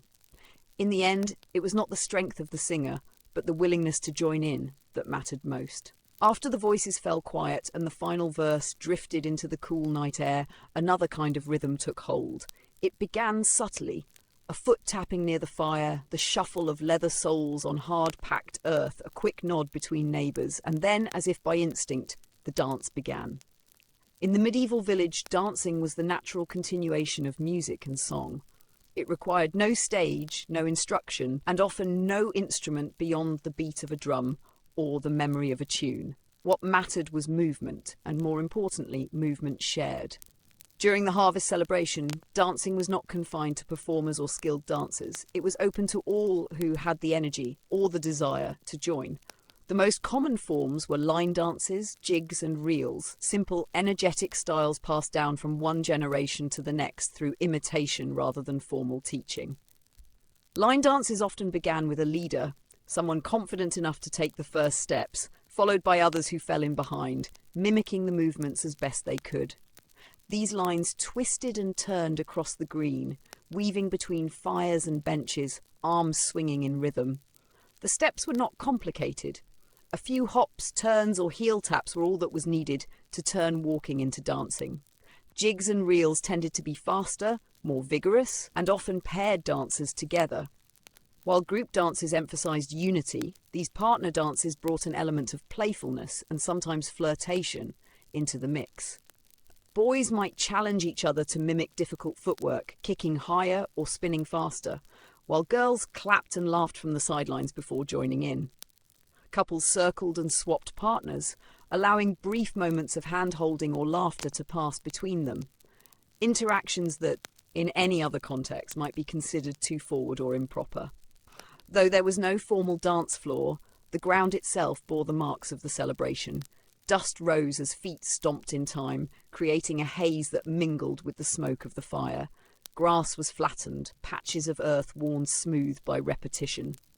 In some villages, children marked the dancing space with stones or gathered branches to outline a rough circle, not to set boundaries, but to signal where the fun would unfold. The music for these dances, if present, came from fiddles, pipes, or flutes. Whatever instrument could be played with speed and energy. In many places, rhythm was maintained simply by clapping, stamping, or singing. The beat of a tabor drum could carry across the entire green, keeping everyone in time, even if the melody was lost in the wind. Participation was encouraged. A passerby who lingered too long near the line might find themselves pulled in with a grin. Children were welcomed enthusiastically, their small, quick steps often leading the way. Older villagers, though slower, often joined as well, offering the steady pace that allowed the dance to continue for longer stretches. No one was excluded for age, ability, or attire. Harvest dancing was not performance, it was expression, release, and shared joy. In many villages, certain dances were traditionally associated with harvest time. These bore names now lost to history, but their essence remained consistent. They celebrated the turning of the seasons, the bounty of the earth, and the endurance of the community. Some featured mimed gestures, pretending to sow seed, to harvest grain, or to lift a jug, turning the dance into a kind of playful reenactment of village labour. Others followed a more free-form pattern, with dancers improvising steps as the night wore on. It's worth noting that while the church was wary of excessive merrymaking, harvest dances were often tolerated, especially if they remained orderly and respectful. A parish priest might observe from a distance, offering a quiet blessing, or simply watching to ensure no boundaries were crossed. In many cases, the clergy understood the importance of release, that dancing offered a pressure valve for a people accustomed to restraint. As the evening deepened and fatigue set in, the tempo slowed. The jigs became less sprightly, the reels fewer in number. Dancers leaned on one another or sat in the grass, breathless and grinning. But the memory of movement, of bodies in motion, of arms linked and feet flying, lingered long after the last step was taken. For the medieval villager, dancing was a declaration that the harvest was in, that the season had turned, and that, for this night at least, the body was free to celebrate the toil it had endured. Though few medieval villagers would have recognised the term harvest hop as we might use it today, the idea behind it, a seasonal dance filled with life, noise and togetherness, was deeply embedded in their culture. While modern events bearing that name conjure images of decorated halls and planned programmes, the original hop was neither scheduled nor formal. It was spontaneous, spirited, and born directly from the soil that had fed the village. Unlike May Day festivities or religious processions, which often carried ceremonial structure or liturgical oversight, the harvest dance was wholly the village's own. It was unpolished and practical, shaped by the realities of the agricultural calendar and the people's own desire to celebrate their survival. After months of labour, the hop, though they would have called it a revel, a frolic, or simply the dancing, was the physical embodiment of freedom. Not freedom in a legal or political sense, but the kind that loosens the back and quickens the step after a long season in the fields. The name hop, in its earlier medieval use, was not exclusive to harvest or even to dancing. In some dialects, it referred more broadly to any gathering or local merrymaking with music. It implied movement of feet, of people, of spirits, and that is exactly what the post-harvest celebration delivered. The hop required no invitation. It followed naturally after the food, the drink, and the communal singing, as if the very land were granting the villagers permission to move with lightness once more. The dances themselves were vigorous and unrefined, better suited to the greensward than the great hall. Men and women moved together in groups, forming reels and chains that doubled back on themselves. They clapped, stomped in place and jumped, literally hopping to match the rhythm of pipe or drum. While the younger villagers often led the more energetic steps, older participants joined with equal enthusiasm, their movements slower but no less joyful. One of the more common forms of harvest dance involved a simple three-step hop, alternated with a hand clap or a partner turn. This motion, repeated across the green by dozens of feet, sent up clouds of dust that hung in the air like golden smoke in the torchlight. In wetter regions, the same steps trampled the grass into slippery mud, but that rarely deterred the dancers. It only added to the laughter and spectacle. During this time of year, certain traditional figures were also incorporated into the dancing. In some villages, a local lad might be crowned the harvest lord, not a noble title, but a playful role bestowed for the evening. Wearing a crown of woven straw and often draped in a ragged patchwork cloak, he led the first dance, invited partners, and encouraged others to join. His female counterpart, the corn maiden or queen of the sheaf, was similarly honoured, often chosen for having gleaned the most grain or for her role in making the celebratory bread. Together, they acted as joyful figureheads for the revelry, a living representation of the earth's abundance. While most dancing remained light-hearted, some moments took on a ritualistic feel. Dancers might join in a ring around the last sheaf, still standing in a place of honour near the green, or they might circle the bonfire as it slowly burned down. These patterns, while spontaneous in execution, echoed ancient traditions, remnants of older agrarian rites meant to ensure fertility, prosperity, and the return of the sun. It was in these dances that the village remembered not just the work of the harvest, but the work of generations. The steps may have varied slightly from year to year, but the impulse remained the same.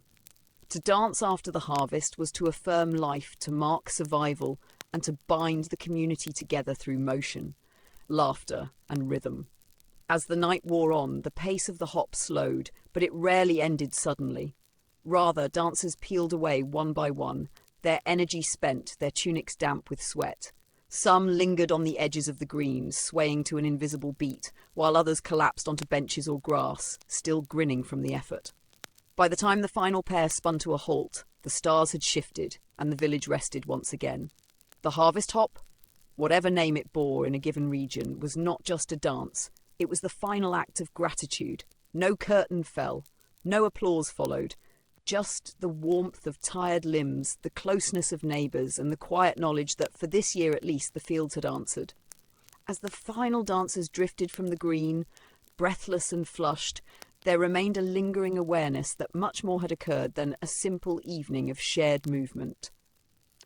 The harvest dance, and particularly the so-called hop, was not merely an expression of joy or fatigue relieved. It was also a rare and socially accepted space for flirtation, courtship, and the subtle reshuffling of interpersonal ties. Under the flicker of torchlight and to the rhythm of drum and pipe, villagers could engage in rituals of attraction that, in most other settings, were bound by stricter decorum.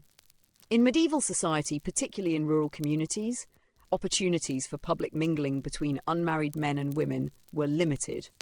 The church monitored behaviour closely, and social norms enforced boundaries regarding modesty, propriety, and family oversight. But during the harvest celebration, and especially on the night of the dance, these rules were relaxed, if only slightly. The green became neutral ground, where gestures could be interpreted with a little more freedom, and where expectations softened under the influence of ale, laughter and song. Still, the interactions were not lawless.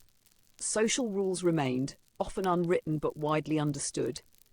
Dances were structured in such a way that they allowed contact without scandal. Hand-holding, turning side by side, brief exchanges of smiles or teasing remarks. A young man might offer his hand to a girl he'd spoken to only in passing during the harvest. A widow, long out of public mourning, might be invited by an older bachelor for a quiet reel. Even married couples joined in, reaffirming old bonds with the familiar steps of youth. Who danced with whom was never entirely accidental.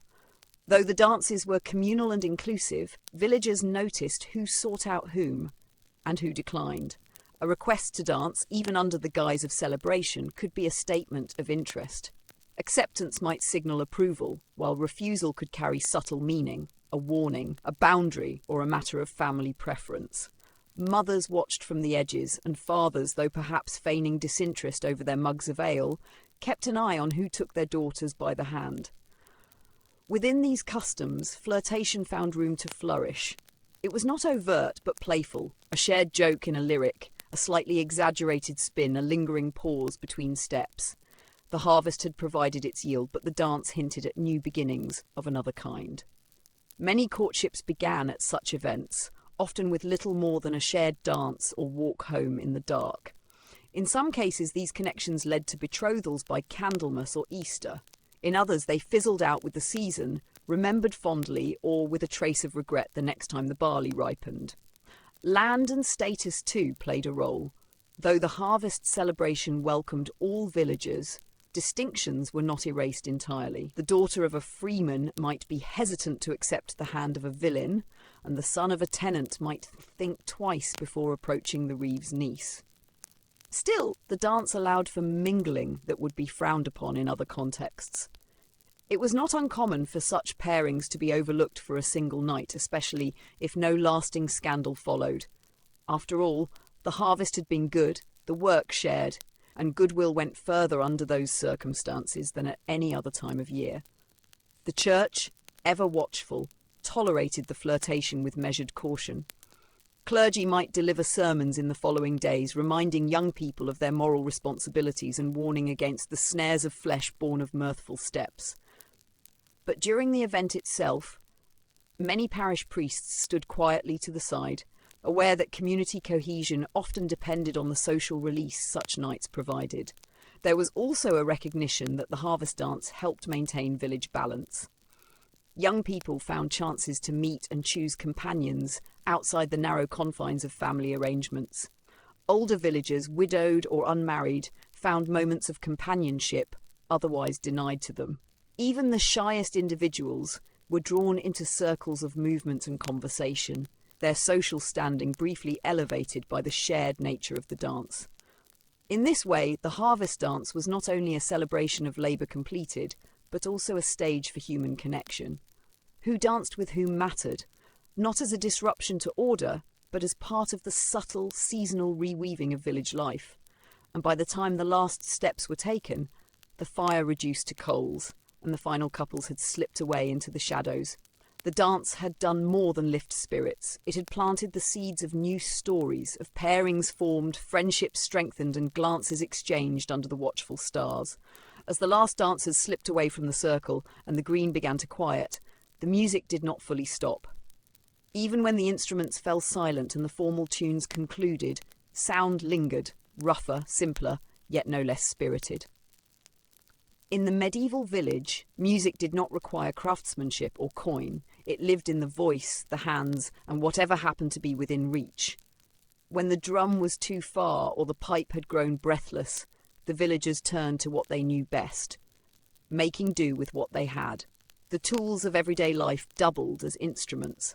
Spoons, often wooden, sometimes carved with care by a family member, were clacked together in rhythm, either held in each hand or gripped back to back and struck against the thigh. Barrels, emptied of ale or grain, made excellent drums. A flat-handed slap against the wood could produce a hollow, thudding beat that echoed through the square. Washboards, rakes, sticks, pots and even dried bones could be pressed into service when the spirit of celebration still burned, but the formal instruments had faded. This improvisational music, though crude in form, held a distinct place in the harvest celebration. It emerged late into the evening when the formal reels gave way to more chaotic jigs and when laughter loosened into unfiltered joy. It was the soundtrack of a people unwilling to let the moment end. The rhythms may have stumbled and the melodies faltered, but no one minded. In fact, that imperfection added to the charm. Older villagers often led these moments, having lived long enough to remember songs that needed no accompaniment beyond hand claps and breath.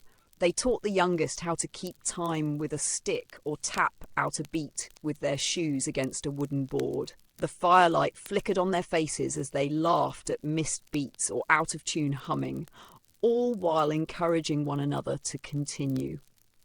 Children, especially, delighted in this kind of music-making. Freed from the structure of adult dance patterns or strict song verses, they could insert their own rhythm, banging lids, shaking pebbles in a gourd, or mimicking the sounds of animals.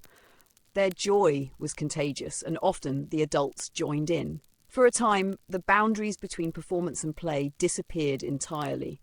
What mattered wasn't skill, but participation. The voice remained the most universal instrument. Even after the final tunes of the fiddler faded, people sang. Short, rhythmic chants took over, easy to learn, impossible to forget.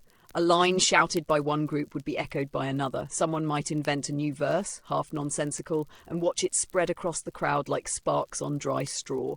These songs were unrecorded, unwritten, and often unrepeatable in future years. They lived only in the moment, carried by the breath and forgotten by morning. In regions where specific traditions had taken deeper root, this kind of music making held ceremonial significance as well. In some English and Welsh villages, the beating of barrels or pots late at night was believed to drive away ill spirits from the newly harvested grain. In parts of France and Germany, communal noise served to wake the land's spirit for its winter slumber, symbolising both gratitude and closure. Whether these beliefs were consciously held by all or simply practiced out of habit, they added depth to what appeared outwardly to be spontaneous revelry. Despite its humble tools, the music had structure. Rhythms emerged, often dictated by the natural cadence of labour, the beat of threshing, the swing of a sickle, the patter of feet walking furrows. These sounds had been internalised by the villagers over months of toil, and now, in celebration, they came forth in a different form. It was as if the land itself were speaking back through the rhythms etched into the hands that had worked it. Importantly, this music extended the life of the harvest celebration. When the fiddler slept or the drum cracked, the celebration continued, not in silence but in improvised percussion and call and response chants. It ensured that no one needed to leave for lack of an instrument. Everyone had a voice, everyone had hands, and nearly everything, in the right moment, could become music. By the time the last echoes faded and the green lay quiet once more, those final claps and bangs had done more than fill the air. They had stitched the last hour of the festival into memory. Not because the music was beautiful, but because it was shared. It was made by the same hands that had reaped, baked, built and blessed. And in that, it was as much a part of the harvest as the sheaves themselves. The fire might have dimmed, the dancing slowed, and the bread baskets emptied, but another form of festivity was just beginning, one rooted in satire, spectacle, and the subtle subversion of social roles. In many villages, this part of the harvest tradition came in the form of the harvest lord, a mock king chosen from among the peasants, crowned in straw and mischief, and allowed for one night only to rule over the festivities. The harvest lord, sometimes called the king of the sheaves or lord of misrule, depending on region and custom, was an inversion of everyday life. He was not appointed for his wisdom, wealth or status. In fact, the role often went to someone known for his humour, his foolishness or his cheer, the man who made others laugh in the fields or who had the loudest voice during song.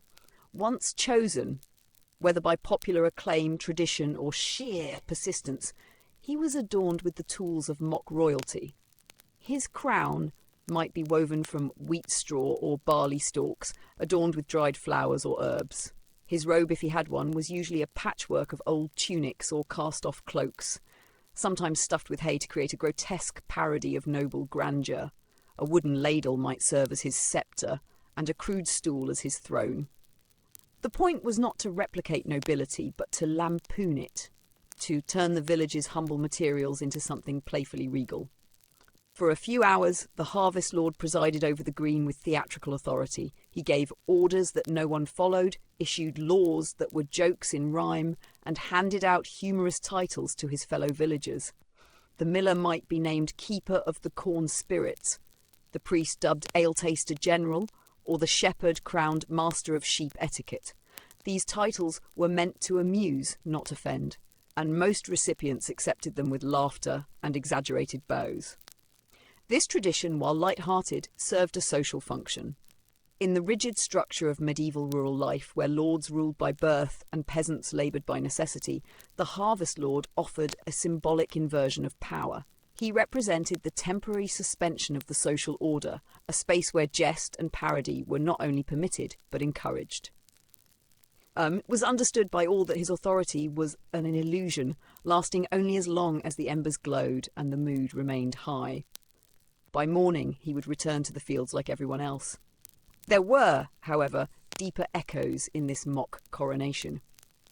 Elements of the tradition drew from older pagan customs where fertility figures and ritual kings were honoured at seasonal festivals.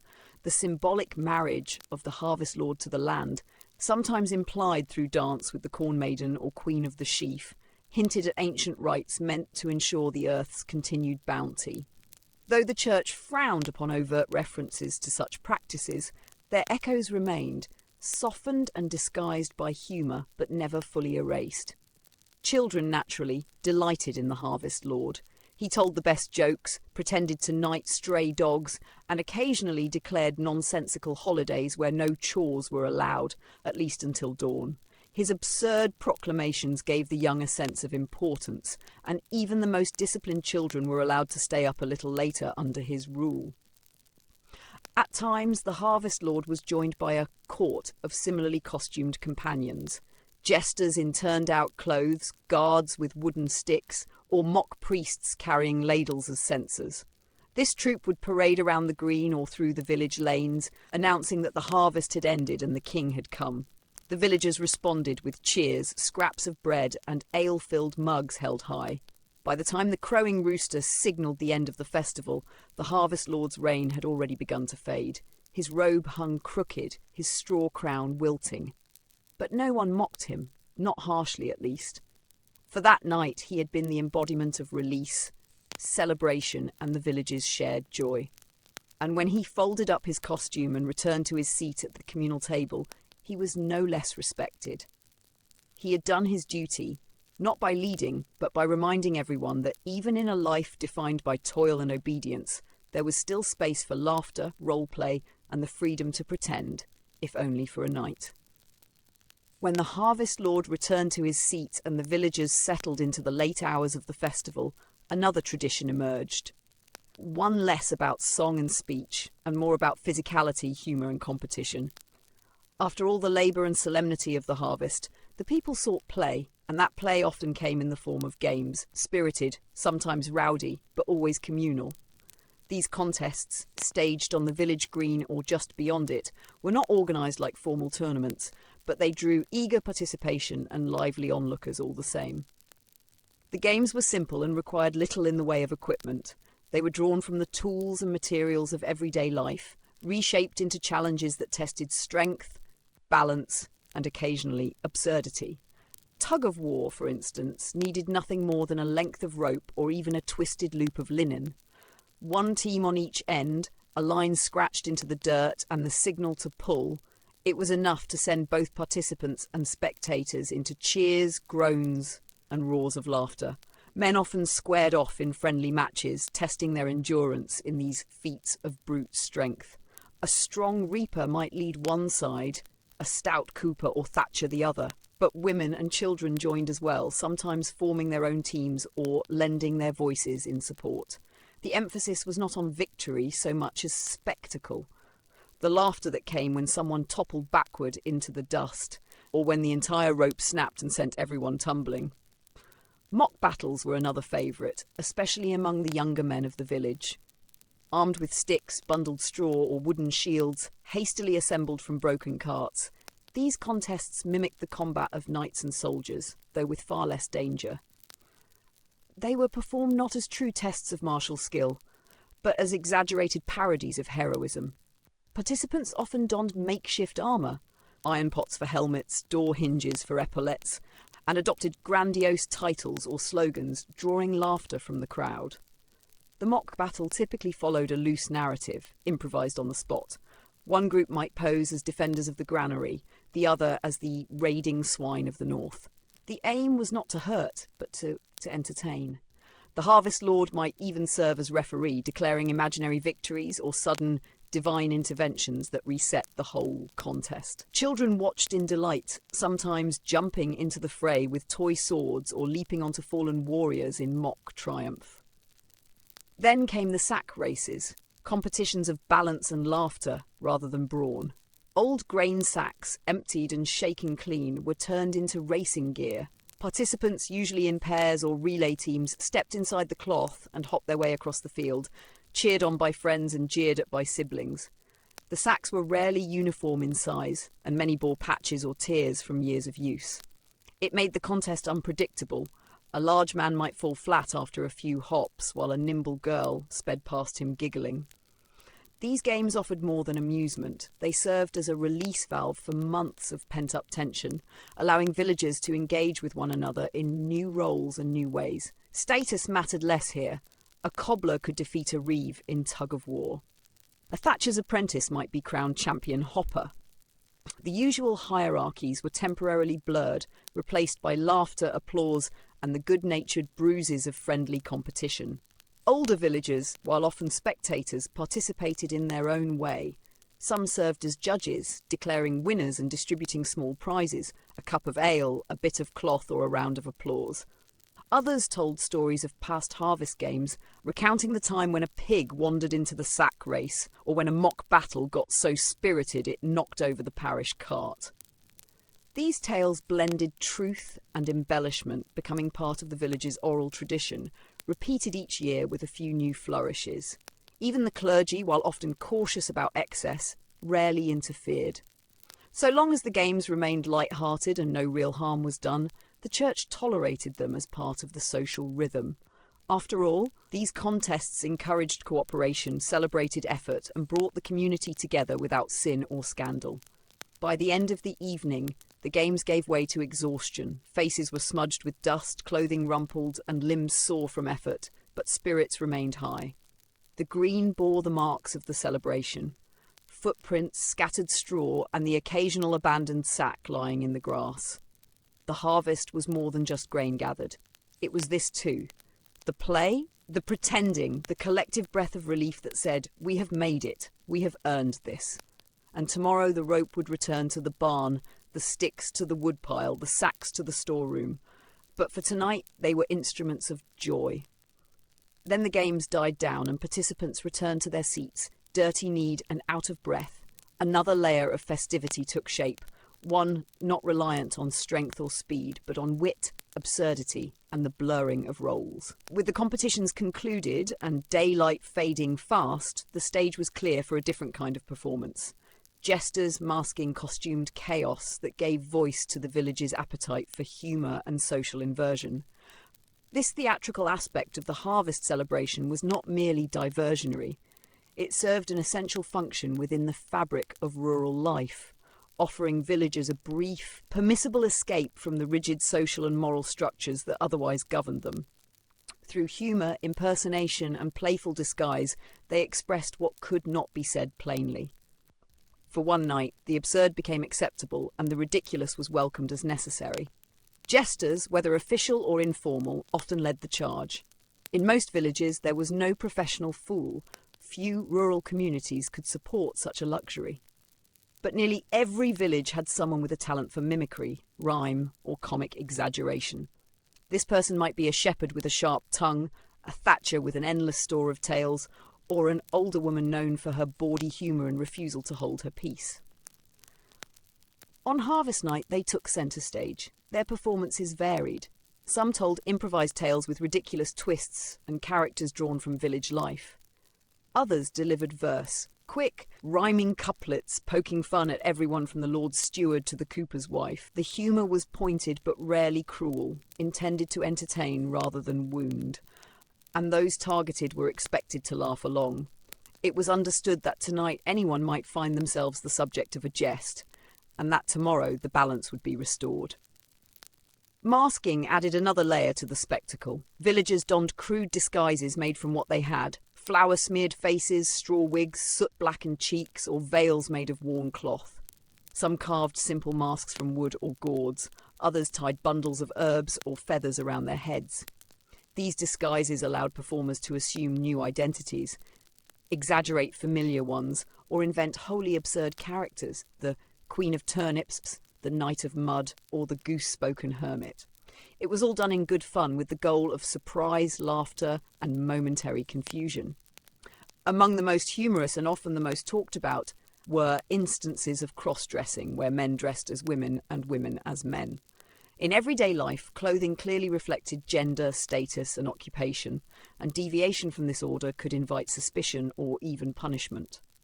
But during the harvest celebration, this reversal was not only tolerated but expected in some areas. A man might appear in a woman's apron and kerchief, exaggerating domestic habits or pretending to spin thread while chasing chickens.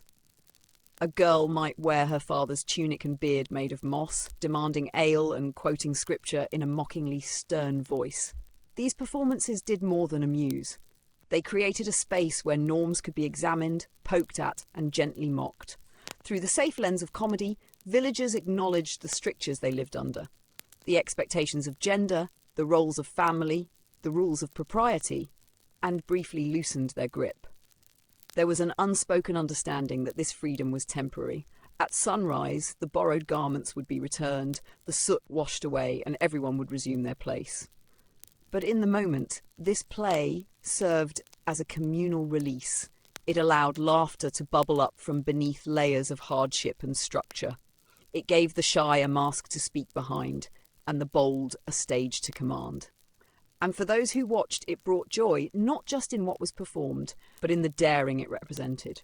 Even the church, usually wary of inversion and excess, tended to permit these displays during harvest. As long as no sacred symbols were mocked and the humour remained within bounds, clergy often looked on with mild disapproval at most, or, in some cases, quiet amusement. They understood that these brief moments of inversion helped uphold order by giving villagers space to process their frustrations through humour, not rebellion. By the time the jesters made their final bows and the masks were pulled away, the village had laughed until its sides ached and its cheeks were sore.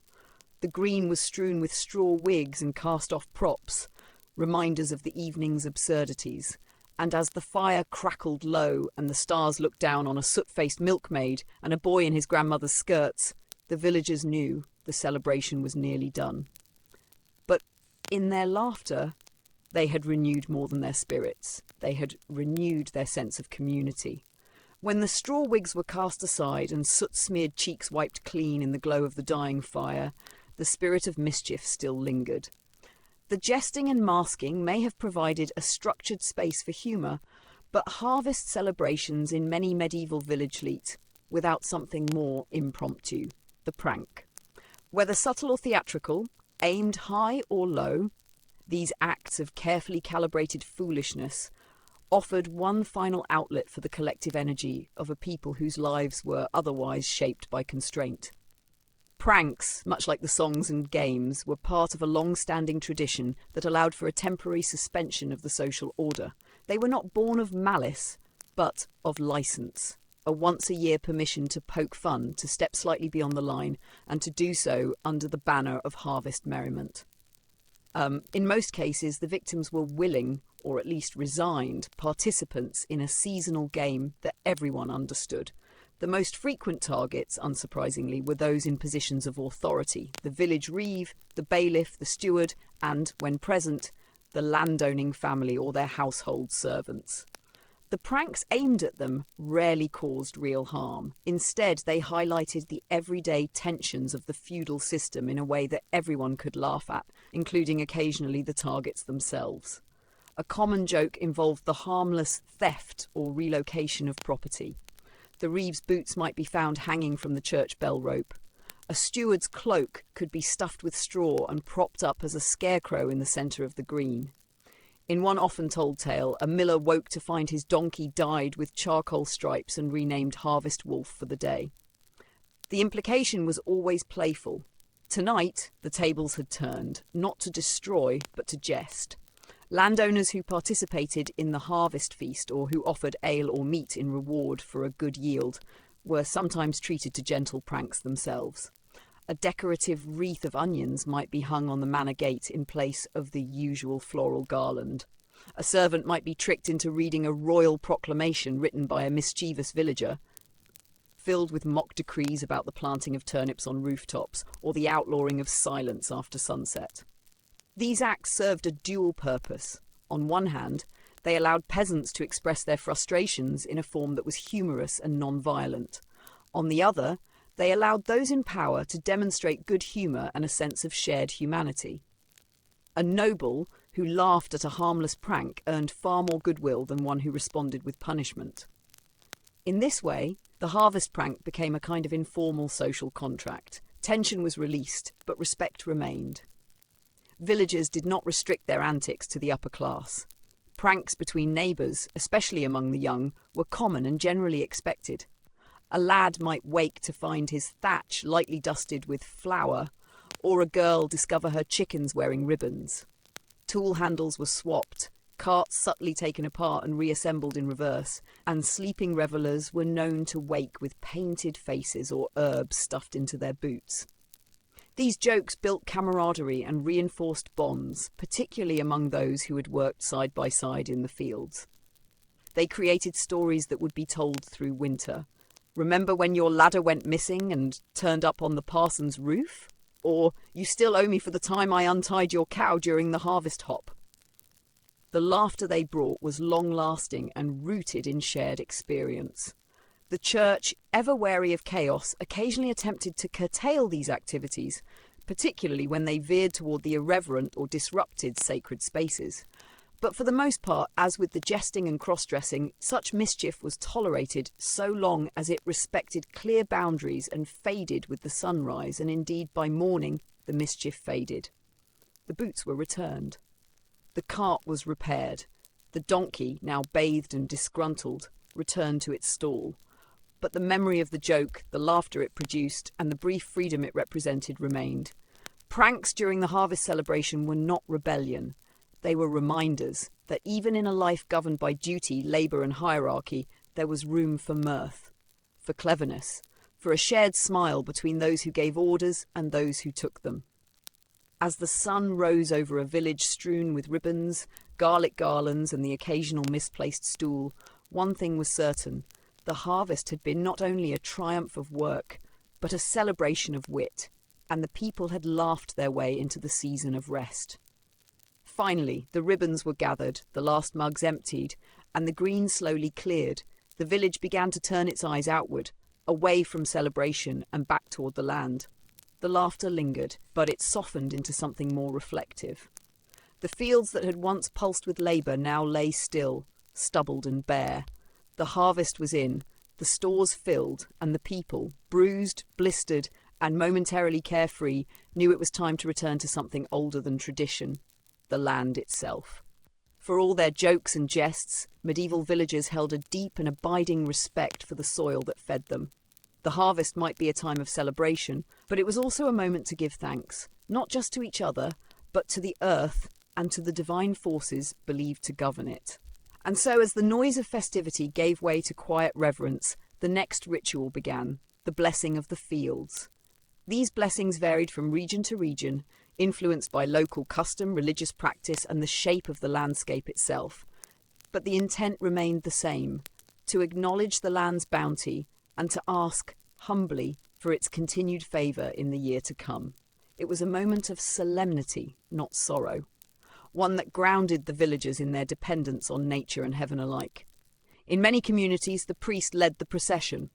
Clad in simple vestments, sometimes no more than a surplice over his everyday garments, he would carry a cross or holy relic as he walked the borders of the fields.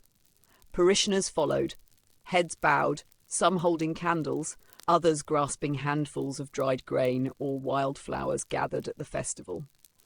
The circuit of the field was not quick. It traced the boundary of survival, and with every step, psalms were chanted or prayers recited. Where a formal procession was not possible due to distance, shortage of clergy, or custom, smaller gatherings took place at the edge of the fields. A group might kneel near the last sheaf, which had been left uncut as a symbolic offering, and say prayers in unison. They might sprinkle the soil with holy water or press a blessed coin into the ground. In some cases, a small loaf of bread was buried at the boundary, a humble sacrifice offered to both saints and seasons.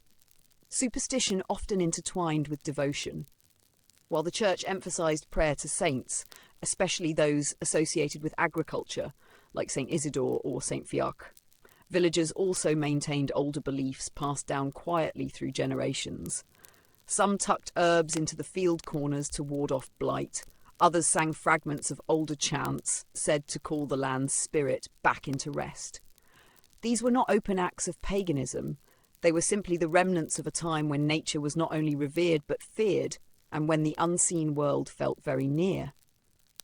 Children were often included in these blessings, taught from an early age to respect the land that fed them. They watched as elders made signs of the cross over furrows now empty of grain. They repeated the words their parents spoke and helped carry baskets of leftover grain to be scattered for birds, a symbolic gesture of generosity, ensuring that nothing taken was hoarded in greed. This act of blessing was not performative. It was part of a rhythm. Just as the planting required hope and the tending demanded patience, the harvest's end required humility. A good yield was never guaranteed. Flood, drought, frost, or pestilence could take it all. And so the blessing became both a thank you and a plea, a moment when the community stood together and admitted that their survival did not rest in their hands alone. In some years, the blessing was tinged with worry. When the grain was thin or the apples small, the prayers felt heavier. People asked forgiveness, for mercy, for strength to endure the winter.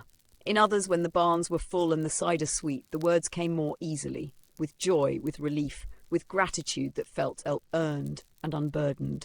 By the time the last blessing was spoken, and the last trace of ash or oil pressed into the soil, the fields lay silent once more. The land had been fed, thanked, and asked to rest. The people too would now turn inward, to repair, to prepare, and to wait. Winter was coming. But for this brief moment, the fields were blessed. And that in a world so fragile and weather-bound meant everything. The fields had been blessed, the final sheaf left standing or scattered for the birds, and now the villagers slowly turned their steps back toward the heart of their community. But their thanks were not complete. The land had been honoured. Now the saints must be petitioned. In many villages, this transition from open field to chapel door was marked by a procession, modest in scale but rich in symbolism. With candles lit and flowers gathered from hedgerows and gardens, the people made their way together through the narrow lanes and past familiar homes, turning the path to the church into a quiet ribbon of flickering light. These processions did not mimic the grandeur of urban feast days. There were no grand banners or silver reliquaries, no choirs in velvet or priests in embroidered copes. In the countryside, materials were simple, often improvised. A few torches or tapers provided light. Candles, stubby and hand-dipped, were shielded with makeshift holders of horn or clay. Wildflowers, marigold, yarrow, tansy, or whatever remained in bloom, were woven into small garlands or tucked into baskets carried by children. The effect was not one of display, but of reverence. Leading the way was often the village priest, though in smaller parishes where no clergy resided, a lay brother or elder might serve in his stead. He carried a crucifix or a book of hours and recited psalms or blessings as the group walked. The people responded with murmured refrains or silence, the sound of their steps a rhythm unto itself. There was no set script, and variations were shaped by local custom, a particular prayer for good weather next year, or a blessing in memory of those lost to past famine. What mattered most was the movement, walking together, slowly, as a body bound not just by geography, but by dependence on the same patch of earth, the same cycles of sun and frost. The procession was a living thread, connecting the labour of harvest with the hopes of the season to come. At its core, it was an act of humility, of acknowledging that their grain, no matter how skillfully grown, still came by grace. Children played a special role. They carried flowers in small bunches, dropped petals along the path, or placed them gently at the threshold of the church. Some wore garlands around their necks, or circlets of dried herbs on their heads, not out of vanity, but because it was believed their innocence made their offerings more pleasing to the saints.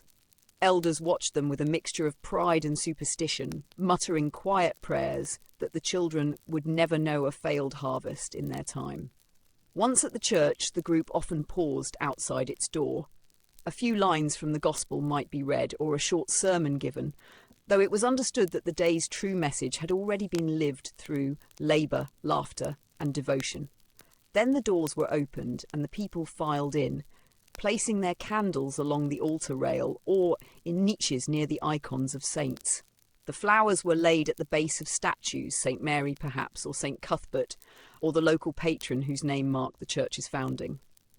The interior was dim, lit only by those flickering tapers and the last rays of twilight pushing through the high lancet windows.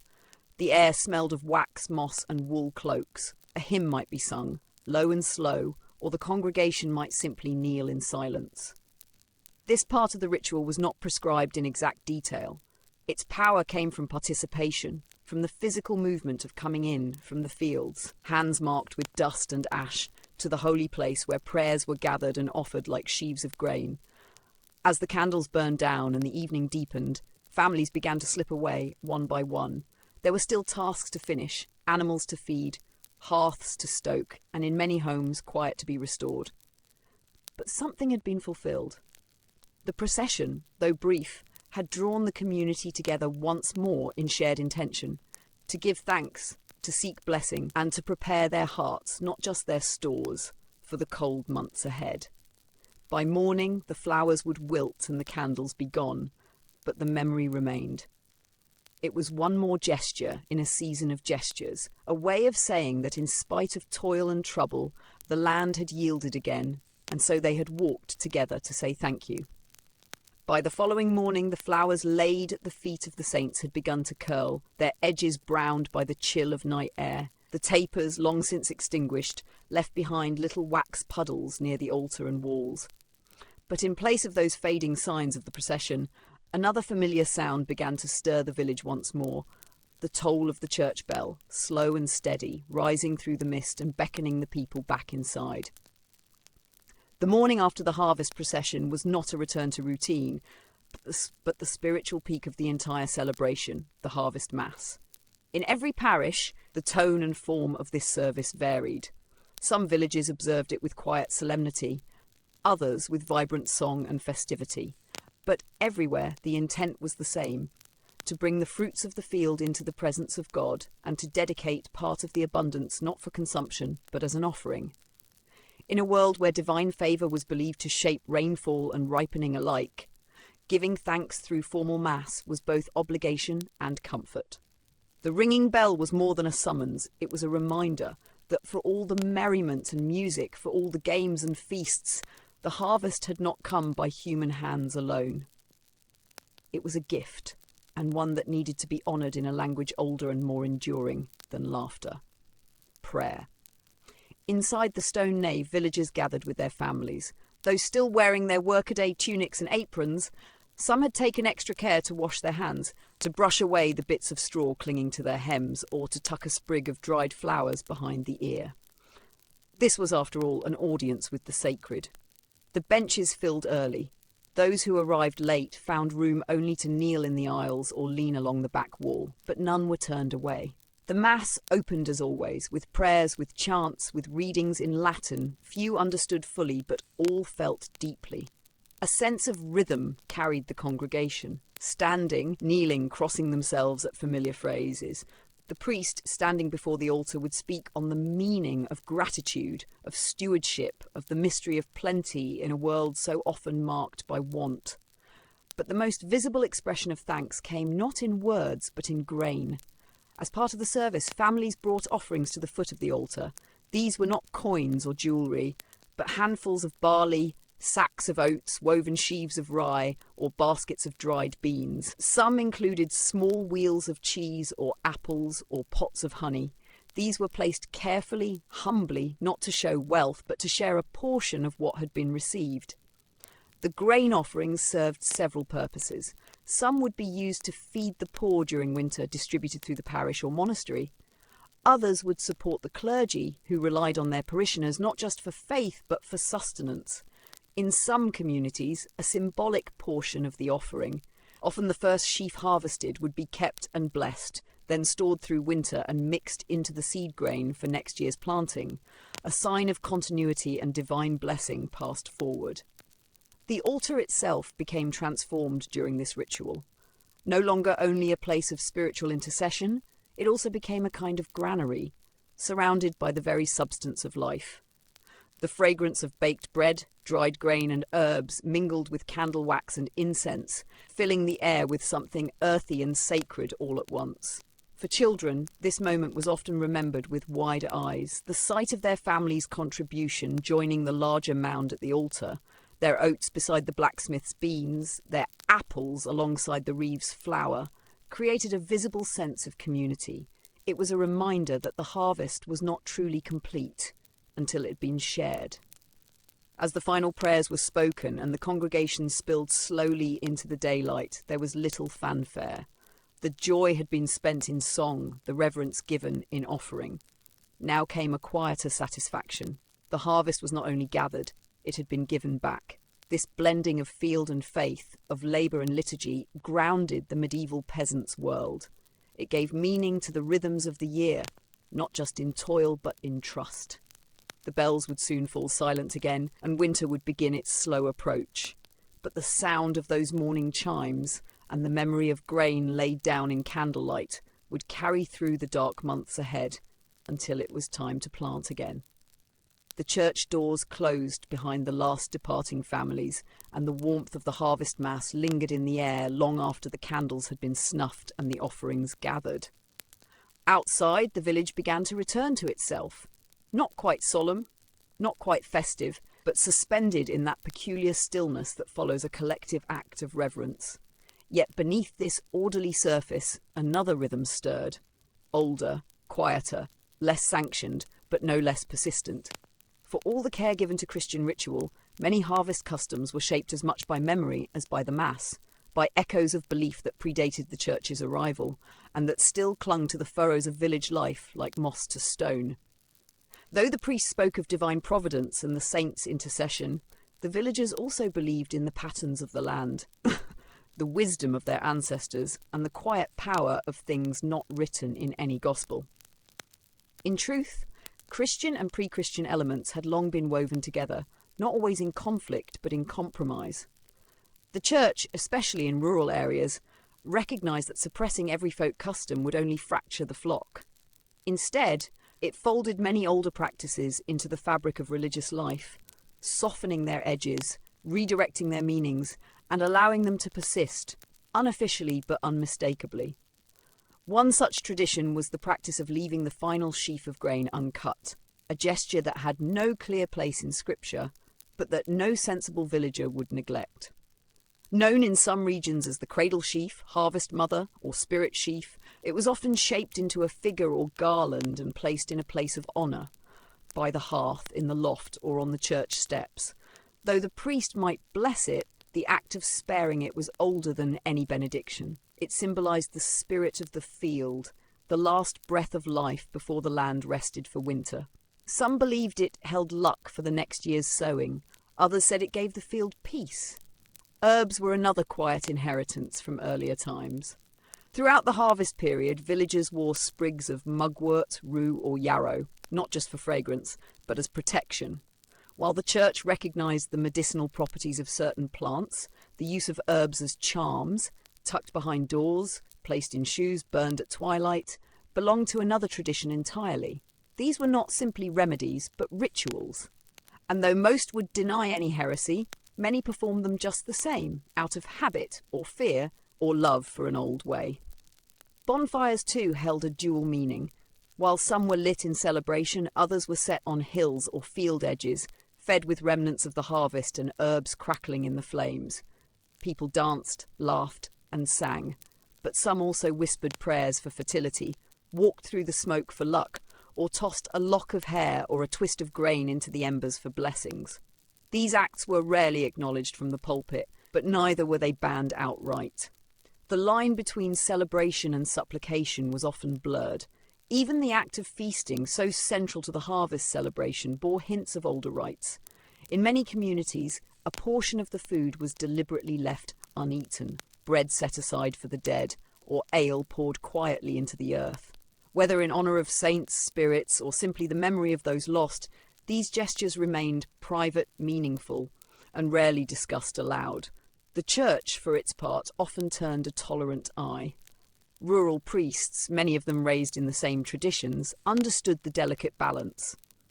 They emphasised Christian meaning, blessed the fields, and led the processions, but they did not always question the sheaf left standing or the herbs hung quietly over doorways. These were not acts of defiance. They were expressions of a culture that remembered more than one way of giving thanks. In time, these blended traditions became part of the rhythm of harvest itself, not pagan, not fully Christian, but something uniquely peasant, a way of being in the world that honoured both faith and field, both gospel and grain. It was not rebellion, but memory, not magic, but a kind of reverent hope, that the old ways, softened by time and sanctified by need, still held a place beneath the changing sky. While the rites of church and hearth brought a sacred rhythm to the season's end, another figure quietly presided over the close of the harvest, not saint nor priest, but a creation of straw and string, seated silently in the corner of many cottages, the corn dolly. To the church it was nothing more than a quaint decoration, sometimes blessed, often ignored. But to those who shaped it with their own calloused hands, it was something older and stranger, a symbol of life lingering in the stalk, a spirit bound in straw. The corn dolly, sometimes called the harvest maiden, the kern baby or the grain mother, was not a doll in the modern sense, but a figure carefully woven from the last sheaf cut in the field. Its design varied by region. In some places, it took the form of a simple cross or plated twist. In others, it was crafted into a full human shape, with arms and skirts and even a tiny head, bound in ribbon or decorated with scraps of cloth. Some were adorned with beads or dried flowers, their faces sometimes drawn in charcoal or stitched with thread. However, plain or elaborate, the meaning remained. The spirit of the harvest had been captured and carried home. Though the church discouraged beliefs that personified nature, few priests made much fuss over the corn dolly. Its presence was too common, too quietly entrenched. It did not challenge doctrine directly. It simply existed, a domestic token placed on mantles, hung in barns, or tucked into rafters. But in the minds of villagers it held deep symbolic weight. The making of the corn dolly was often a communal affair. After the final sheaf had been cut, sometimes with ceremony, sometimes in silence, it was brought from the field to the village green, or a family hearth. There it was stripped, sorted, and woven. Children helped with the binding while older women guided the pattern. Songs might be sung during the crafting or prayers murmured in time with the plates. In some areas it was considered unlucky if the dolly was made by only one person. The spirit had to be shared. Once complete, it was kept through the winter. It was said that as long as the corn dolly remained intact, the household would be protected. In lean months, it reminded the family of what the land had once given and might give again. Come spring, many of these figures were returned to the fields, burned, buried, or ploughed into the first furrows of the season. In this way, the spirit of the grain was returned to the soil, ensuring a good harvest for the year to come. Such customs bore obvious echoes of pre-Christian belief, though most villagers did not think of them as pagan. They were simply old ways, handed down with the same seriousness as a bread recipe or a prayer for rain. They coexisted with Christian rites, not in defiance, but in quiet parallel. The corn dolly did not contradict the harvest mass, it complemented it. One fed the soul through sacrament, the other through symbol. The meanings attached to the corn dolly were as varied as the regions that made them. In some households it represented the goddess of the grain, a shadow of long-lost fertility rites. In others it was simply good luck, a charm to keep mice out of the pantry and mildew from the stored barley. But everywhere it was treated with a kind of tender respect. Children were taught not to play roughly with it. If it fell, it was picked up gently. If it frayed, it was mended. Its presence marked the home as one that remembered and honoured the cycle of life and land. In manor houses where harvests were measured in ledgers and rents, corn dollies were less common, but even there a steward's wife might keep one in the kitchen, or a tenant might present one to the lord's household as a sign of goodwill. Few declined the gift, fewer still asked where the tradition came from. It was just part of the season, as ordinary and as enduring as the wind through the stubble after the fields were cleared. So as the days shortened and frost crept into the hollows, the corn dolly stood quietly by the fire, watching the household move through the rhythms of winter. In its silence was something powerful, a memory of sunlit fields, of grain bowed and gathered, of hands that shaped the harvest into something that could be kept, if only for a little while. And when spring came at last and the first furrow was drawn into the thawing earth, the dolly would be returned, its task complete, its presence folded back into the soil that gave it life. As the corn dolly stood silently by the hearth, woven tight from the season's final sheaf, a quiet guardian of what had passed and what was to come, another layer of symbolism emerged in the details that surrounded it. It was not enough merely to craft the dolly and place it near the fire. Around it, in many homes, bloomed a small world of additional signs, ribbons, herbs, and intricately knotted tokens. Together, these objects transformed an ordinary corner into something closer to a shrine. Simple, yes, but heavy with meaning. The ribbons were often saved from previous harvests or borrowed from other occasions. In most cases, they were dyed with vegetable colours, onion skin for yellow, elderberry for violet, or madder root for red. Bright dyes were expensive and rarely wasted on peasants' clothing, but in celebration or ritual they were used sparingly and carefully. A single red strip tied around the corn dolly's waist might stand in for the blood of the harvest, both literal and symbolic. Other colours, like green or gold, represented the hope of spring and the memory of summer's richness. In some households, ribbons were braided into chains or garlands and hung along the beam above the hearth. Others tied them to the handles of tools that had worked the field, scythes, sickles, baskets, as if to thank them and grant them rest. Occasionally, a child's cap or a grandmother's spindle would receive the same treatment, especially if that year's yield had been unusually good. The meaning was never strictly defined. These were not sanctioned practices, but inherited ones passed down not in books, but by watching, remembering, and repeating. Alongside the ribbons came the herbs. Harvest celebrations were not simply about grain, they marked the closing of the herb gathering season as well. What hadn't yet been dried was hung from rafters or stuffed into cloth pouches for storage, but a small bundle, always fresh, was reserved for the harvest hearth. These bundles varied by region and season. Some favoured mint with its sharp scent and associations with purity. Others included rosemary, a symbol of remembrance, or mugwort, believed to protect against illness and misfortune. Tansy and yarrow, potent in both healing and superstition, often appeared as well. Sometimes bundles were tucked behind the corn dolly. In other cases, they were placed in small clay cups or tied with twine and hung from the wall. The herbs were not consumed, they were meant to bless, to preserve and to guard. They might later be burned at minter or used in a poultice come spring, but during the cold months their place was among the symbols of the harvest.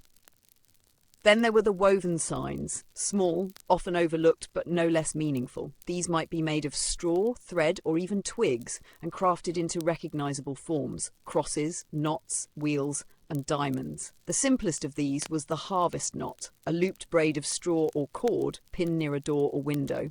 It served as a ward, a wish and a record. This house had harvested and it had survived. Some families maintained a string of such knots, one for each year, hung end to end like a quiet calendar of resilience. Others crafted more elaborate figures, a sun wheel to encourage light through the dark season, a five-pointed star drawn from ancient folk shapes, or a knotted figure 8 meant to reflect the eternal turning of the year. The church discouraged such charms when their meanings became too explicit, but most households had at least one or two tucked into corners. As with the corn dolly, they were not spoken of as magical. They were simply part of the rhythm, reminders that the land gave life, but only if treated with respect, memory and care. All of these ribbons, herbs, woven forms were fragile. They frayed, they faded, they crumbled in the cold. But that too was part of their purpose. They were never meant to last beyond the season. Their beauty lay in their impermanence, just like the harvest itself. When the snow came and the fire burned lower, they reminded the household not just of what had been gathered, but of what must be preserved in spirit: gratitude, humility, and hope. And so the hearth became a mirror of the field. The symbols placed there were not grand or public. They were personal, domestic, shaped by the same hands that had plucked roots from the soil or cut barley beneath the sun. In lived the memory of the harvest, not just its yield, but its meaning. A quiet testimony to the peasant's understanding of life's cycles. Sow, reap, rest, remember. Just as the hearth became a kind of shrine, adorned with tokens of gratitude and protection, the rest of the home, and even the barn, was not left bare. Across much of medieval Europe, harvest time marked not only the gathering of crops, but the securing of safety for the long winter ahead. While grain and food were stored in bins and barrels, symbolic safeguards were hung with equal care. Charms, bundles, and signs meant to shield both people and livestock from harm. These were simple things, often unnoticed by outsiders, but they carried centuries of belief in their threadbare cords and fading scent. Barns were the lifeblood of the household after harvest. They held the fruits of the season's labour: stooks of barley, baskets of apples, strings of onions and garlic, and most importantly, the grain that would feed both family and animals. Protecting this precious store was a priority. While doors were latched and mice hunted with diligence, many peasants also relied on charms to keep the unseen at bay. A woven straw cross might be hung from a central beam, not as a Christian emblem alone, but as a traditional sign of warding. In some places, the last bundle of cut grain was tied into a tight knot and nailed above the barn door, believed to confuse or trap spirits that might sour the store or bring mould. Bundles of dried herbs were often added to these spaces: lavender to repel pests, wormwood and mugwort for protection. In some barns, a bunch of nettles or garlic was tied over the doorway, not for any known medicinal purpose, but because the old ones swore it kept away ill fortune. These items were not decoration. They were placed with intention, with muttered words or silent gestures, at liminal spaces: door frames, windowsills, rafters, or above the feed trough. Each had its own story, passed through families like a recipe: always hang it before the first frost, or never let it touch the ground. In the home, the practice was similar, though the symbols grew more personal. Charms might be crafted from whatever was at hand: a twist of red thread, a whittled shape of wood, a plate of straw, or a cross made from the bones of a fowl eaten at the harvest feast. Some were hung above cradles or near the hearth, others hidden inside thatched ceilings or behind wooden shutters. Children often had protective knots tied to their belts or stitched inside their garments. Quiet rituals done more out of habit than fear. These domestic charms served many imagined purposes: to keep illness at bay, to guard against lightning or fire, to stop the milk from spoiling or the bread from going stale. In some regions, it was customary to hang a strip of cloth dipped in salt water above the fireplace. Elsewhere, villagers might carve a small rune or symbol into the wooden beam above the front door, blending folk practice with Christian crossmarks. While church authorities occasionally condemned overt superstition, most parish priests in rural areas turned a blind eye.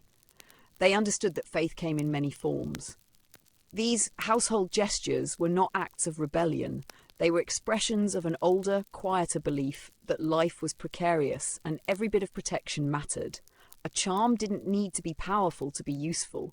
It only needed to be remembered, placed with care, and kept through the cold months. What's notable is how communal many of these practices remained. It was not uncommon for neighbours to exchange charms at the end of the harvest: a small bundle of herbs, or a blessing knot given with a loaf of bread or a scoop of grain. This exchange was part gift, part protection. The idea was simple: what guarded one household could guard another, and in lean times, shared luck was better than none at all. So as the last carts creaked home, the fields lay bare, and the cold began to creep into the edges of the thatch, Villagers took quiet steps to protect what they had gathered. They hung their charms, whispered their old phrases, and trusted, not in miracles but in memory, in the belief that a thread of red, a sprig of tansy, or a loop of straw might tip the balance in a season that had so often hung by threads itself. These practices, modest and makeshift, were not written in books or carved in stone, but they were passed hand to hand, hearth to hearth, an invisible network of remembrance and resilience woven into every beam and branch of the medieval home. By the time charms had been hung in homes and barns, woven with straw, strung with herbs, and tucked into door frames, the villagers had not yet exhausted their small arsenal of ritual safeguards. Some protections were too personal, too specific, or too deeply rooted in older traditions to be hung in plain view. These were the amulets, small, often portable objects carried close to the body, sewn into garments, worn around the neck, or kept in hidden corners of beds, cradles, or windowsills. Where household charms were meant to guard the collective, amulets worked on a more intimate level, offering protection to individuals, ensuring fertility, or, when the skies turned stubborn, calling for rain. Most medieval peasants owned little that could be called jewellery, but among what they did keep, amulets held quiet significance. Their value rarely came from material worth. A bit of polished bone, a coin with a hole punched through it, a knotted ribbon, a carved pebble, each had meaning not intrinsic, but imbued. A dried piece of coral or amber might be handed down for its supposed power to ward off illness. A tooth from a piglet or badger might be kept in a pouch for strength in childbirth. Even a scrap of cloth from a garment worn during a previous lucky harvest could be considered talismanic. The line between charm and amulet blurred often. But whereas charms were generally fixed in place, hung in stables, kitchens, and eaves, amulets were carried or worn. Some villagers tied them to their belts, others sewed them inside hat bands or under collars. Children were often given protective tokens stitched into the hem of their tunics. These were meant to guard against sudden fever, the evil eye, or unseen spirits said to wander most freely in the changing seasons, especially in the weeks between harvest and the year's turning. Fertility amulets had a special place in peasant households. In a world where survival depended on both healthy children and strong animals, anything believed to aid conception or birth was guarded and treasured. Some women wore herbs associated with midwifery, like vervain or St. John's wort, pressed flat and wrapped in linen, pinned close to the skin. Men might carry a carved piece of hazelwood or rowan in their pocket, believed to encourage virility. In some regions, couples who had recently married were given symbolic tokens, bundles of grain, small dolls of wax or clay, or even bits of carved bread, intended to encourage a fruitful union. Rain-bringing amulets were more complicated. Direct appeals for weather lay in a murky space between folk ritual and heresy, at least in the eyes of the church. But in times of prolonged drought or unseasonable wet, many peasants turned to old symbols in hope. Some wore shells or small bells associated with water and cleansing. Others kept fragments of stone or crystal believed to draw moisture from the air. A few communities practiced more overt rituals, burying amulets at the edge of fields or placing them in streams. In these cases, the object was not always retained. It was given to the land as a form of exchange. There was no official doctrine to explain these beliefs, and their forms varied wildly from region to region. But what united them all was a deep understanding of vulnerability. Life was not guaranteed. One storm, one illness, one poor harvest could bring ruin. So villagers did what they could. They prayed in churches, yes, but they also whispered over amulets and carried small promises in their pockets. Priests, when they noticed, walked a careful line. Many tolerated amulets so long as they didn't openly contradict church teachings. A cross carved into a pebble, a relic wrapped in homespun cloth, such things could be seen as tokens of faith, not superstition. But amulets tied to the old gods, or involving spoken charms passed outside of Christian context, were viewed less kindly. Still, enforcement was rare in most parishes. The church's reach, especially in rural areas, was more about shaping than policing. And the villagers, for their part, didn't see contradiction, only tradition. By the time the snow fell and the ground froze, many of these amulets had done their work, at least in the eyes of those who carried them. A healthy child, a barn free of plague, enough bread in the bin to last until spring, these were seen as signs. Not proof, perhaps, but encouragement. A reason to tie one more knot, to polish one more stone, to teach the next generation what to carry when the skies grew dark. As the cold deepened and the last of the feasts gave way to daily fare, the amulets remained tucked in pockets and pouches, their purpose not yet expired, but their time, like the harvest, gently slipping into memory. The revels, once vibrant with song clamour and the smell of ale-soaked bread, had begun to quiet. The flickering glow of bonfires gave way to the steadier, dimmer light of hearths burning slower, more economically. What had been celebration turned almost imperceptibly into endurance. In most villages, the harvest celebrations had no formal conclusion. There was no grand curtain drawn, no official last done. Rather, the revels faded the way a season fades, from present to memory to story. The singing stopped when throats grew tired, the dancing when feet ached too deeply. The last loaves from the harvest ovens were eaten not with ceremony, but as supper on a cold Tuesday night. And when the garlands began to droop, no one replaced them. The corn dolly still sat in its place of honour, of course, but now dust began to settle in its folds. The colourful ribbons strung from beams faded, their dye bleeding into pale threads by firelight. No one took them down, removal felt wrong, but neither were they renewed. The villagers, turning toward winter chores, grew quieter. The days shortened, and so did the hours in which work and laughter might occur. It was not sadness exactly, but a shift in attention. The land had done its part, now it was the people's turn to endure. Children, once giddy with sweets and songs, grew restless as cold confined them indoors. Their elders gave them tasks, carding wool, turning a spit, grinding dried grain with the quern. Stories replaced dancing. The same ballads sung in the open green were now whispered around the hearth, with only the occasional tapping of a spindle or the creak of a stool for rhythm. These songs changed tone too. Where they once praised the bounty of the land, now they recalled lean years past or the promises of spring. Outside, signs of the harvest revels slowly disappeared. Wreaths left hanging on doors became brittle with frost. Herbs, once green, turned brown and crumbled under passing hands. The straw symbols, knots, crosses and sunwheels, clung to their beams, but now as decoration, not defence. They were relics of a mood now past. Even the ale changed. The stronger brews made for the festival had been drunk, and what remained was the everyday sort, thin, sour, but sufficient. Bread grew harder. The fruits from the orchard, once fresh and sweet, were now dried or stewed. Meat, if there had been enough, was salted and set aside. The feasting had ended not with scarcity, but with preparation. What was once shared in abundance would now be rationed with care. Yet the memory of the revels lingered. Peasants spoke of the best loaf, the loudest song, the night the fiddler tripped and kept playing from the ground. These memories served a purpose, bridging the warm with the cold, the full with the empty. They reminded people that even in hard times, joy had once visited the village and would again. For many, the end of the harvest celebration also marked the end of communal time. Soon, snow would close the roads and even neighbouring hamlets would feel distant. Work would be more solitary. Repairing tools, spinning thread, mending clothing. Visits would be fewer. Weddings and baptisms would pause until spring, as would most festivals. In the stillness of winter, each household became its own little world. But there was comfort in that too. As the revels ended, life returned to its familiar shape.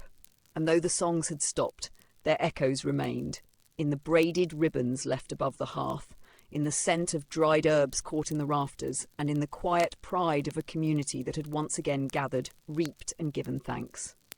The revels were over, but the village endured, and with the revels gone, so too went the luxuries. The soft rolls, the roasted meats, the honey-dipped fruits, all vanished first from the trestle tables and then from memory. Yet what remained, what always remained, was the need to feed, not only the people but the animals. Pigs in the pen, chickens scratching in the yard, a goat or two if fortune had been kind. Each of them needed care long after the last song had been sung. In most medieval households, livestock and poultry were as essential to survival as bread. They were providers of eggs, meat, milk, and in the case of pigs, fat for candles and soap. But in return they required food, and not just hay or grain, which was too precious to waste. What they received, especially in the lean months after harvest, were the scraps, the leftovers, the bits deemed unfit for human consumption but still of use to a creature less picky and less privileged. Once the feast platters had been cleared and the loaves whittled down to crusts, nothing was wasted. Broken bread soaked in water became mash for the pigs. Skins of apples and pears, tough and browned, were tossed to the chickens. Wilted greens and herb stems that had lost their flavour found their way into the feed pile. Bones, after being boiled for soup, were cracked and picked clean before being offered to the dogs, or sometimes even crushed and added to slop for hogs. This recycling of food was not an afterthought, it was a planned rhythm in the peasant household. Scraps from the kitchen were collected in clay jars or wooden pails, carried out twice daily to the sty or coop. Children often did this chore, swinging buckets half their size, scattering crumbs for hens that clucked and jostled in anticipation. Nothing was too small to save. Even ashes from the hearth, if sifted carefully, might be mixed into pig slop to help with digestion, or so it was believed. Pigs in particular thrived on this arrangement. They were the ultimate foragers and required little more than consistency and a warm place to burrow. In good years, they grew fat on acorns and wind-fallen fruit in the early autumn, then bulked further on household scraps as winter approached. By midwinter, one or more might be slaughtered, salted and hung, an event as sombre as it was necessary. Until then, they lived on the refuse of human meals, turning peelings and porridge skins into protein. Chickens too served their place in this post-harvest economy. Their diet, while lighter, was no less resourceful. Cooked grains that had hardened overnight were tossed into the yard. Bits of cheese rind, bruised vegetables, and even insects swept from the hearth found eager beaks. What they gave in return, eggs mostly, were a treasured source of protein through the dark months. Though hens laid fewer eggs in winter, the hope of a morning yolk kept the effort worthwhile. Goats and sheep, for those who kept them, were less dependent on scraps and more on stored hay or forage collected in the late summer. But even they benefited from the remnants of harvest. Cabbage leaves, carrot tops, dried stems of peas, nothing that grew was discarded outright. Every part of the harvest had a second life, if not in the pot, then in the pen. This system of reuse was more than efficient. It was essential. In the medieval world, survival hinged on the ability to stretch resources across the long, barren months. There was no concept of waste in the modern sense. What could not be eaten by people would be eaten by animals. What animals could not eat was composted into the earth, and what the earth absorbed would, with luck and prayer, bloom again in spring. By midwinter, the pigs had grown quieter, more lethargic. The chickens huddled close together in the cold. The feed grew thinner, more water, fewer scraps, but they were alive, as was the household that cared for them. And in some small way, the echoes of the harvest remained. A crust of bread, a sliver of turnip, a gesture of stewardship passed from human to beast, from table to trough.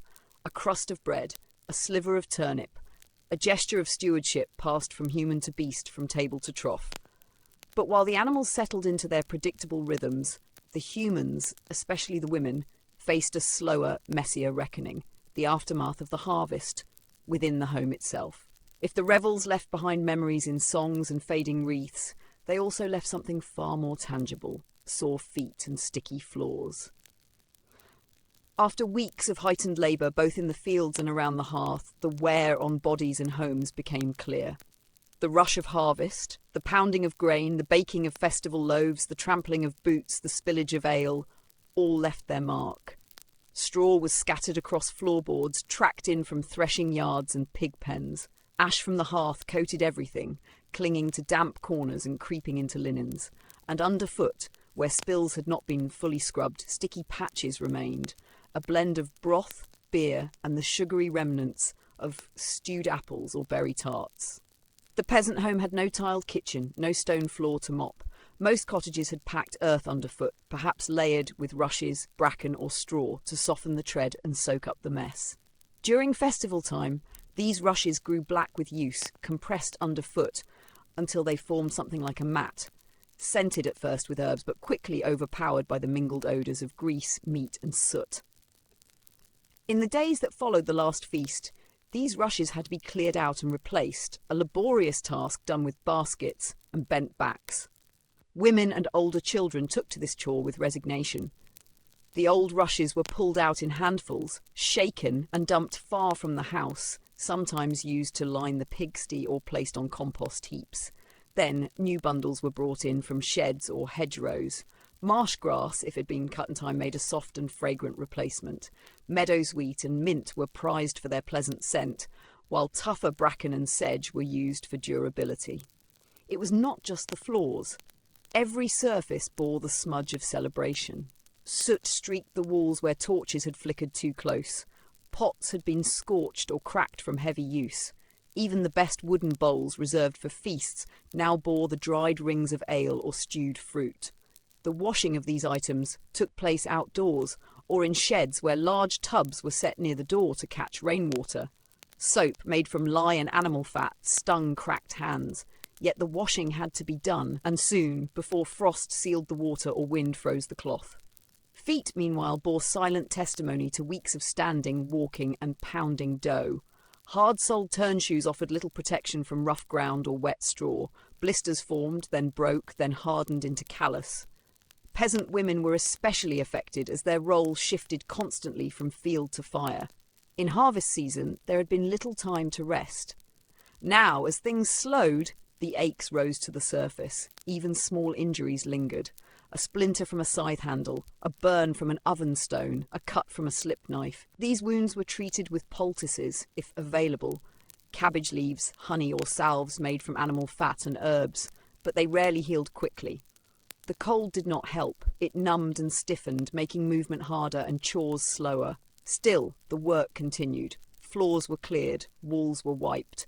Buckets of grey water were dumped far from the well, and as the household returned to its quiet winter pace, there was relief in the order restored. A swept corner, a clean bench, a new layer of rushes beneath tired feet. By the first frost, the home smelled less of feast and more of smoke and damp straw.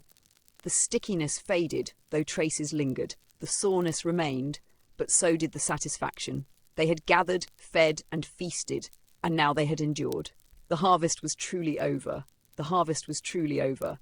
And yet not everything from that season faded. Some things lingered, softly, invisibly, in the spaces between chores. They clung to memory like the scent of smoke in a woolen tunic. In time, these memories became stories, told first by those who lived them and then retold, embellished perhaps, softened by repetition, but rooted in truth. Stories were not a mere pastime in medieval life. They were a kind of preservation, a way to make sense of hardship, to hold on to joy, and to teach through laughter or warning. By the fireside, when the light had fallen and the embers glowed red and quiet, the talking began. A father might lean back against the wall, rubbing tired feet, and recount the moment the harvest cart lost a wheel and spilled half a load of barley into the lane. A grandmother might chuckle about the time a chicken flew straight through the open door during a dance, setting off a panic that scattered bread, mugs, and dignity. Even the smallest moment, someone dropping a loaf, a lad tripping over a root during the circle dance, could grow into legend with the right telling. These stories served more than entertainment, they reinforced identity. A good harvest became not only a memory but a marker. That was the year the twins were born, or the year Tom caught the pike with his bare hands. Bad harvests were remembered too, but in a different tone, cautionary, sober. We don't waste crusts in this house, an elder might say, not after the hunger year of 91. The stories of lean times gave weight to the practices of thrift. The tales of bounty reminded everyone that joy was possible, even fleetingly. Children listened most intently.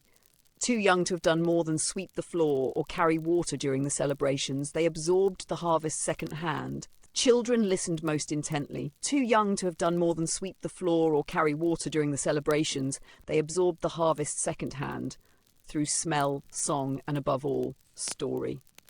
They learned who danced the longest, who sang the loudest, who fell asleep in the hay. In the telling, the village remembered not just events, but people. The old man who played the fiddle with 3 fingers, the girl who tied blue ribbons to every beam she could reach, the woman who baked 40 loaves in a single day. These names were woven into the oral tapestry, preserved long after hands stilled or voices quieted. Some tales held lessons. A spilled bucket might become a parable about pride. A burned loaf might warn against distraction. Others simply honoured the absurd, the goat who stole an apple tart, the guest who mistook mustard seed for sugar, the boy who danced until his shoe fell apart. These stories brought laughter, yes, but also continuity. A village that laughed together, remembered together, and remembering was one of the few luxuries every class could afford. Even after decades had passed, the older generation often returned to certain moments. The year of the late frost, the time lightning struck the granary roof, the celebration where the hay wagon was turned into a stage for a spontaneous play. With each retelling, details might change, names shift, weather grow more dramatic, but the spirit remained. In a world that left few written records, this was how history was held. Sometimes a story grew large enough to leave the village. A travelling tinker or passing monk might carry a tale to the next parish where it took root in a new soil. This was how folklore spread, not in grand epics, but in the small truths of rural life, shaped by voice and season. What began as a child's tumble during a harvest dance could, 50 miles away and 10 years on, become the tale of a trickster spirit hiding in the wheat. By the time winter fully settled and nights stretched long and still, these stories became the fabric of survival. They made the cold more bearable, the hunger less sharp.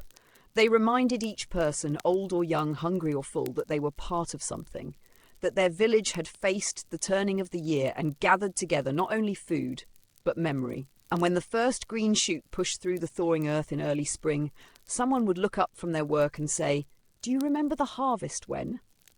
And the story would begin again. Though the harvest fires long since cooled, and the village greens now grow beneath paved streets and hedged gardens, echoes of those ancient celebrations remain. They flicker in the candles we still light in late autumn, in the foods placed at the centre of our modern tables, and in the songs passed down without clear origin. Today's harvest festivals, whether marked as Thanksgiving, Lammas, or local autumn fairs, carry in their bones the same instinct: to gather, to share, to remember the land's generosity. Roast fowl, baked loaves, shared stews. These are not inventions of modern cuisine, but inheritances from medieval kitchens where every crumb mattered. The idea of setting aside a day to give thanks, to feast in the company of family or neighbours, to eat until the cold can be ignored for one more night. That too is an echo. Even the decorations we choose, wheat sheaves on doors, cornucopias, gourds, are distant cousins of the charms, wreaths and straw figures once placed in barns to ward off hunger. And beyond the food and symbols, the spirit remains, the impulse to pause after labour, to acknowledge the hands that helped, to laugh at the chaos, weep at the losses and share what can be spared. In that way, a medieval peasant and a modern celebrant are not so different. Both look at the turning year and say, "We made it through."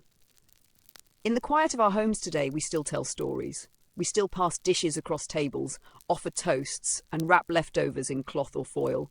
We still let children fall asleep near the hearth or the television, bellies full, hearts light. These too are the remnants of the old ways, softened by time, but never lost. And so we end our journey here. From the rhythm of the fields to the clatter of feasts, from firelit songs to the silence of winter, we've walked with those who came before, peasants, singers, bakers, dancers.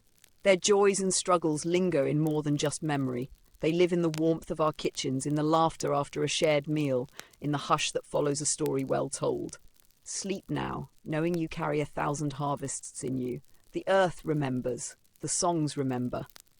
And somewhere in the echo of a bell or the smell of fresh bread, so do you. Good night.